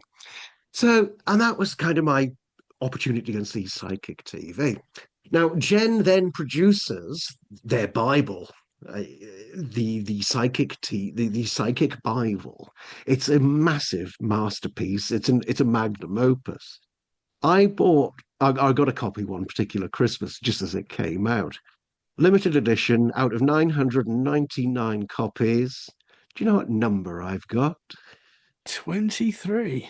23. Boom. I was like, oh my gosh. That's Yeah, yeah. wild. Yeah. It's an interesting book, but if you can see that there, the Psychic Bible. Interesting. But Number I 23. opened this up recently and discovered a sigil I've done years ago. I don't know whether to activate it or not, but I don't know whether you can see that there, but Oh, it's it's a little bit higher. A little bit higher. Sorry, man. Yeah, 23. There it is. 23. That is insane. So a really interesting book. So I kind of played with that as a notion. It's like what's going on with Yeah, synchronicity, and that happens. you So many start people playing the experience it. synchronicity. Oops, sorry, keep doing that again. Can you hear me? You there? I can. Sorry, it's my headphones. Oh, Sorry, that I've got happens. this one on People as see well. Yeah, numbers. My mum sees yeah. the number 51 all the time, you know, Mm. and she says she sees it all the time and it means something to her, you know, it's like a special number.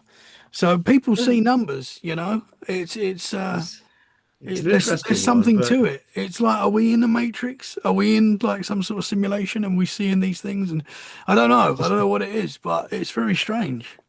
this is the best we can do in the Matrix. I don't know. Uh, Going so back yeah, to, no, sorry, go sorry. on. No, you go, man.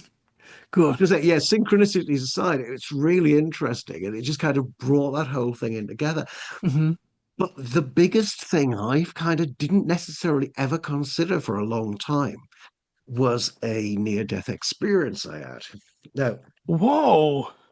I'll take that one out. This is where it gets fun, okay, or strange. I don't know what. I don't want to go into too much details of the prelude to this, but it was at some point in time. I'm not just going to be overly specific. Um, I was a bit of an advocate of Timothy Leary, shall we say, and Hmm. followed that avenue for a while. So at one point, I decided to be heroic and go for like a triple drop at this point, and it was a most incredible night. However, the night passes again with a couple of people, very close friends, one of being my wife, and a friend, and the same two folks went to see Psychic TV with. So we're all kind of well-seasoned voyagers at this point. The night goes on, the kind of whole thing settles down, and I don't know, but you see, you get to a certain point, and you're like, I need enough now. I've had enough. I'm going to put some TV on and just chill for a bit. And for years, my go-to has always been Woodstock. I don't know if you've ever seen Woodstock. Oh, I've always loved it. If I could ever time travel anywhere, I'd be going to Woodstock. But anyway, didn't put Woodstock on that night. I decided to put on a movie, Gentlemen Broncos. Have you seen Gentlemen I Broncos? don't think so. Right. No, It's the I'm very movie boring, that man. is. No, no, no, no. I guess I just have strange taste. Um, it's you must have seen Napoleon Dynamite, surely. Yes, I have. Yeah, Yeah, I've right. seen that It's the one. same director, Jared Hess, and it was the second movie, so it's his movie after Napoleon Ah, Dynamite, and it's called Gentlemen Broncos, and it stars Jermaine Clement from Flight of the Conchords and many other things since then. It's a great movie. It's got some really lovely. It's got oh, what's her name?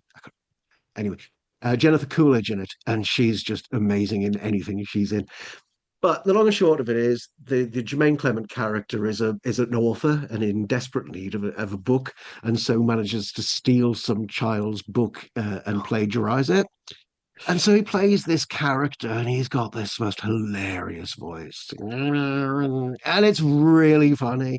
And it's even funnier if you're really in a weird headspace and you're watching it at like 5 in the morning and you've been up for God knows how long. God, it's hilarious. However, I'm there watching this, laughing my little socks off, quite happy. I'm having a cup of coffee as well at the same time because I'm at home and munching on a packet of Jaffa cakes. Now, this is where it goes weird. I'm laughing so hard. The next thing I know, nothing. Oh, sorry, I'm laughing so hard. And the next thing I realize, my mate's sitting on my back. My back hurts like hell. My coffee is all over the floor. I'm going, what the hell? What the hell? What the hell? You went blue. We've just Heimlicked you. So whoa! that's what happened. Now, that was really annoying. I was like, what? Where's my coffee? What's going on? I was most confused. But what happened in that interim period from me giggling away to me getting whacked on the back with somebody getting sent Jaffa cake out me gob, I disappeared. I died. But what I what sounds really selfish when I say this now, because what I've learned since then, I was like most disappointed because when I died, I didn't see anything. I saw absolutely nothing.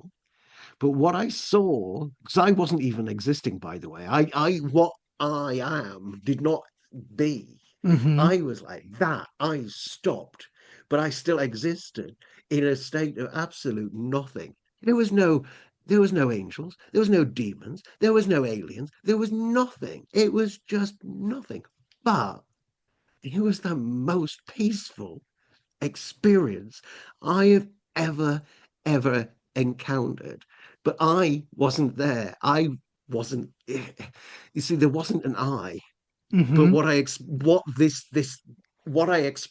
the experience was an all-encompassing nothing but just peace and bliss. And it's called the Pleiora or something like that. I've only read it in a book, so bear with me. What I considered the absence of anything. There was no light. There was no granny waiting to say, "Hey, Rich, come on, it's nice up here," or grabbing me down to the pits of hell. Nothing. Nada. And I'll be honest, I was like, when I processed this over the time, at the time, there was a slight disappointment in it, thinking, there's nothing. What's the point? There is absolutely, I didn't realize the nothing and the bliss were actually a thing. But this is only a recent discovery. Again, this is not, I have not known this for the last 14 years or whatever it was ago. I know this now, but I didn't know it then. And then I get Whoa! turned on to this book called Time Loops by Eric Wargo.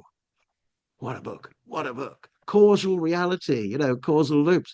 Your past, your future can influence your past, sort of thing. Hmm. And then again, it gets me thinking, is there something to me dying, seeing my own UFO encounter and my imaginary friend as a child? Well, I think there might be something to it. Now, when I was doing some reading around this, it's like I could have gone down the routes by saying, oh, look, this takes me down the route, but I could be one of these star children or whatever. I'm not. I'm just me. I'm not special. I don't think I'm great. Look at me. I've had all this weird shit happen to me. It's like, I think there's stuff that goes on.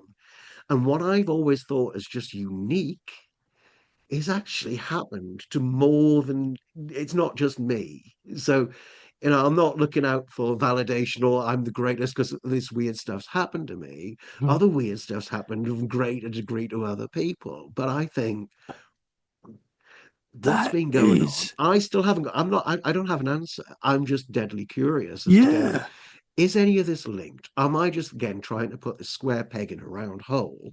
Or is there more to this? Now, one thing I didn't mention about my UFO encounter, right? So I'm at the school, Victorian old school. I'm in the playground. It's away from the school, and it was over an area which is known as General's Wood. And at the time, it was just a big old wood. And now, when I look at Google Earth, there's a housing estate to it and all that jazz. But the school's long gone. But I wanted to go, why is it called General's Wood? So I had to give it a Google. Why is it called General's Wood?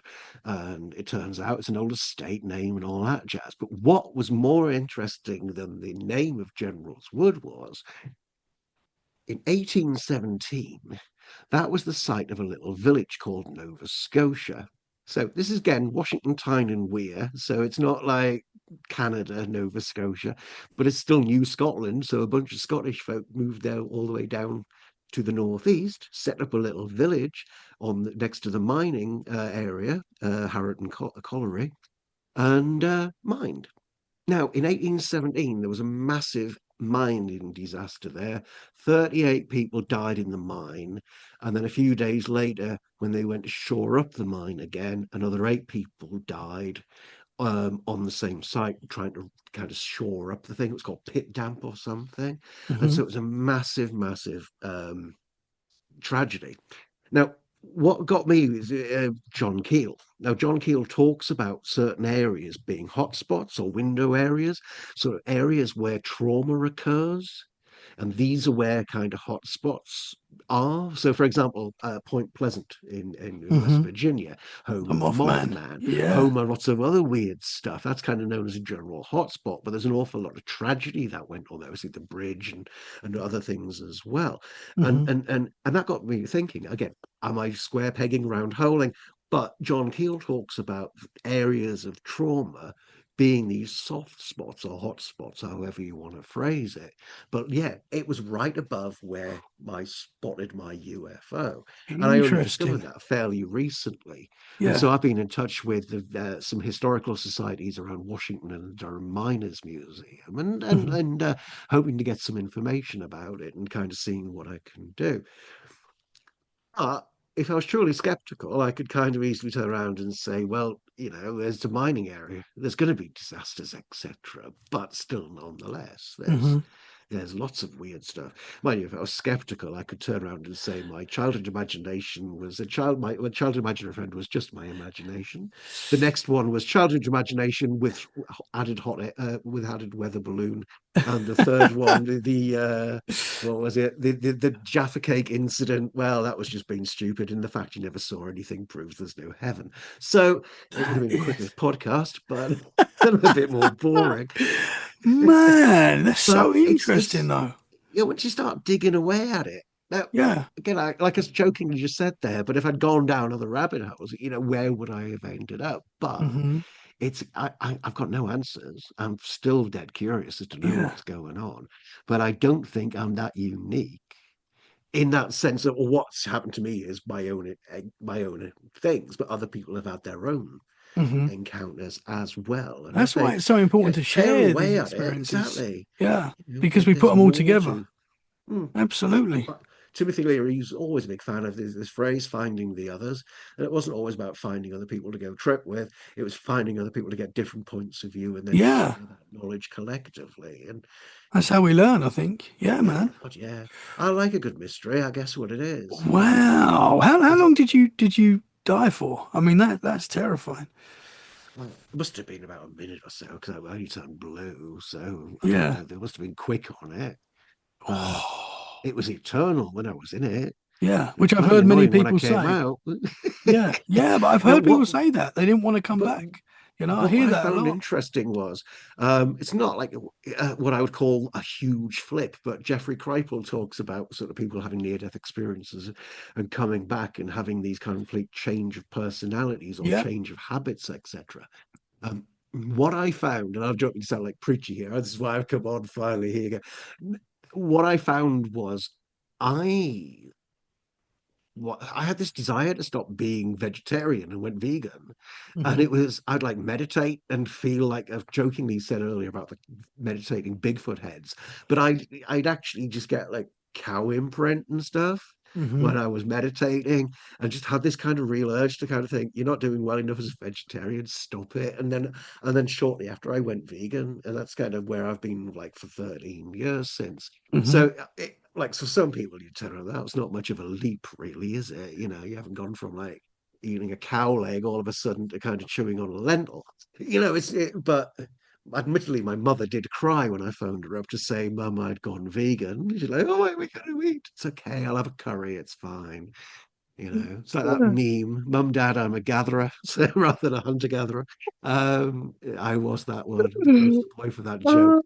So, but it kind of did become a permanent change for me. Hmm. And I'm not here to kind of do that preachy thing, far from it. Ah, that's cool, But man. it was a big difference, and Yeah, it came around shortly thereafter.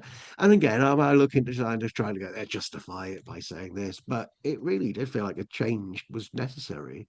And that only interesting. came about from like a good 20 years of being vegetarian. I would often poo-poo people being vegan. But I had a friend who was vegan go, oh, you do that for cheese and or whatever you kind of say as an argument.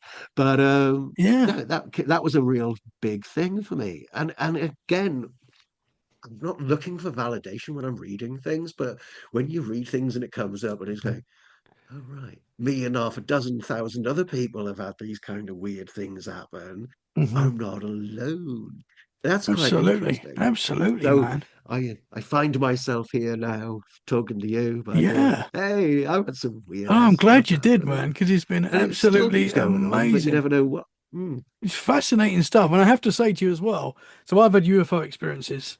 Again, very strange stuff that I put in the UFO category that, who knows what these things are, whether it's our technology or, interdimensional beings, whatever they are. But I also, and I don't remember this, and it's only recently my mum actually told me this, that I had imaginary friends when I was younger. And I don't remember. I don't remember it. No, I don't remember mine, but God, Yeah. what your mum told you about them? She just said I used to, Eh? to talk to people when I was young, and I had a little brother who was so my little brother's 3 years younger than me, so Hmm. I guess for a large spell of it was happening before he was born. But my mum said I used to, and I guess I got a big imagination as well when I was a kid, but like most kids do. But I used to talk to apparently used to talk to people in my room, and like you said, say that my friend was there and stuff. She doesn't remember her name or anything, I don't think, but she did tell me very recently that I had imaginary friend or friends, Oh, and I there used you to go. talk to them. So Oh, there's really interesting. another. My nana apparently used to always greet Nicholas when I used to go around, and I used to like that. But if I read the Patrick Harpur too deeply, you would say my nana was some sort of mystic, and I just go, nah, she just kind of placated me because, yeah, bless. Yeah, But equally, I don't know. It's really interesting, which is always it's my favorite. So the fact that he was in the she always bus and you acknowledged him. screamed because if Yeah, you're a yeah, kid, he's got squashed. you would still know if it wasn't a real person, and Hmm, you'd think you wouldn't have that reaction to someone sitting on your imaginary friend. But the fact that you actually went exactly. crazy, Like she was sitting on your friend, and Try yeah, she squashed Nicholas. you're Yeah, hurting him. exactly. Poor woman, bless her. It's like, sorry, dear. I need to ask my mum. She'll listen to this. I need to ask my mum if she can remember like more details of my imaginary friends when I Yeah. was little.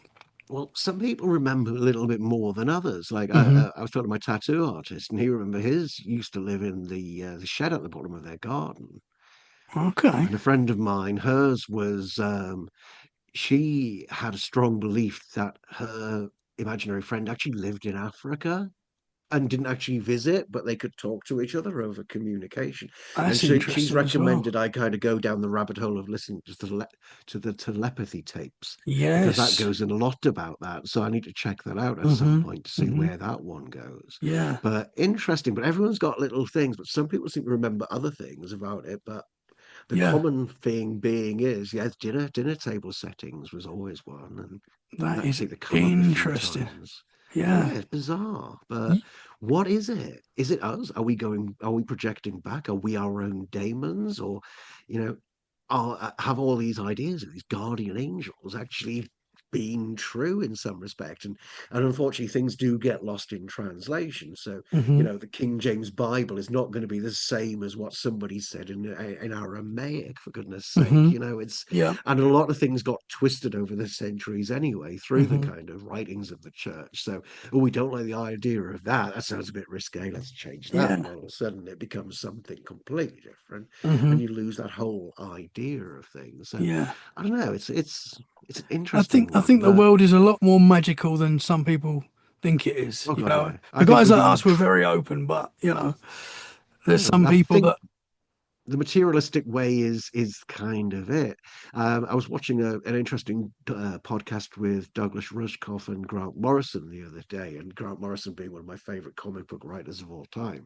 He was talking about effectively billionaires are amassing things like solid state matter. They're effectively becoming gnomes because they are of the earth, the material realm, and the Hmm. more they have, the more they want, they hoard, they kind of gather, and the ultimate materialist tool being the atom bomb. Whereas the masses, God, it sounds like I'm trying to overthrow things here, but we, the masses, we have like a much more ability, I Hmm. think, than this old notion of money and holding on to things. I'd like a nice hippie utopia, admittedly, but I am a dreamer. But I think there is ways in which we could be better than we are, and I Absolutely. think there's a control system in place, in not Hmm. necessarily from extraterrestrial ultra dimensionals, but things in which to keep us kind of tied to this materialistic realm. Hmm. Hmm. And that's the only way of thinking. Yeah. I think we need to kind of get out that and kind of go out and explore each other. Not Yeah. explore each other, that sounds really wrong. I know what you mean. I know what you Explore mean. with each other, Yeah. have that interaction, like meeting you on here and having this conversation. You've had a wealth of great guests over your podcast, and Yeah. No, it's thank a you, man. privilege to be here and kind You've of been a be fantastic part of the guest. conversation. So You've been yeah, an thank you very absolutely much. fantastic guest. Fascinating stuff. And you're right. I think the powers that be, whoever they truly are, want to keep people suppressed. They don't want people to be spiritual and loving, and that's very clear. The divide and conquer is a big part of our world, and unfortunately, it's very hard to see past. We'd love a world where everyone just gets along, and that's Mm, the dream. That's the goal. But it's the powers that be don't want that. They don't want us. I exactly. know they talk about UFOs a lot more now in the mainstream, but it used to be the Mm, case that you were crazy if you saw these kind of things. And now they're pretty much telling us in the mainstream that there are things out there that are not ours, basically. So what are they? And mm. they're telling us that now. So Well, we interesting times. I don't hold my breath for disclosure. I'll be brutally honest. No, I Apart from agree. Disclosure Day by Steven Spielberg, They that keep looks telling very us good. that's going to be But interesting. Yeah. there was an article, it was a book, it was a John Keel book of articles he wrote, and it wasn't just his work, but it was also Ray Palmer. Hmm. He used to write like for Fate magazine and various things, pulp magazines in the 50s, 60s, etc., or the 40s, 50s, 60s.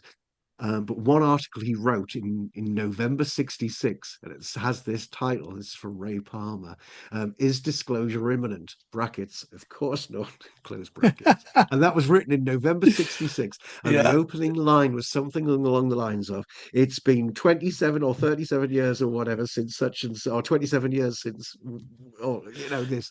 And yeah, they were asking this question back in '66 and we're not getting an it's answer. I never don't gonna. think Nah, it's a thing to very tantalize slow. us. It's Yeah. the shiny object. Excuse Hmm. me. It's like the boogosphere. I'd love it to be real, but I think it's just a shiny trinket to Hmm. distract us. Hmm. But who knows? I could be Yeah, wrong. I we've like to got be wrong. interesting times ahead. That is for sure. Most definitely. Oh Talking of interesting times ahead, are you aware of a newish website called uapedia.ai?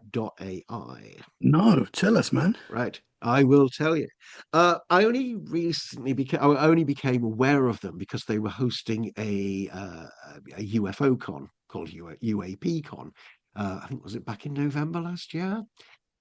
And I've listened to an awful lot of podcasts with regards to the sort of nuts and bolts aspect of the UFO phenomenon. And I was I'm a bit of a completist. I'll go through and watch as many episodes of a podcast as I could do.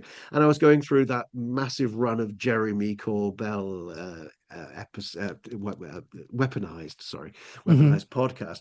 And I think somebody from this organization was on being interviewed, and that was caught my attention because the nuts and bolts never really kind of did it, but I wanted to kind of have that information so I know what's going on rather than kind of buying into it.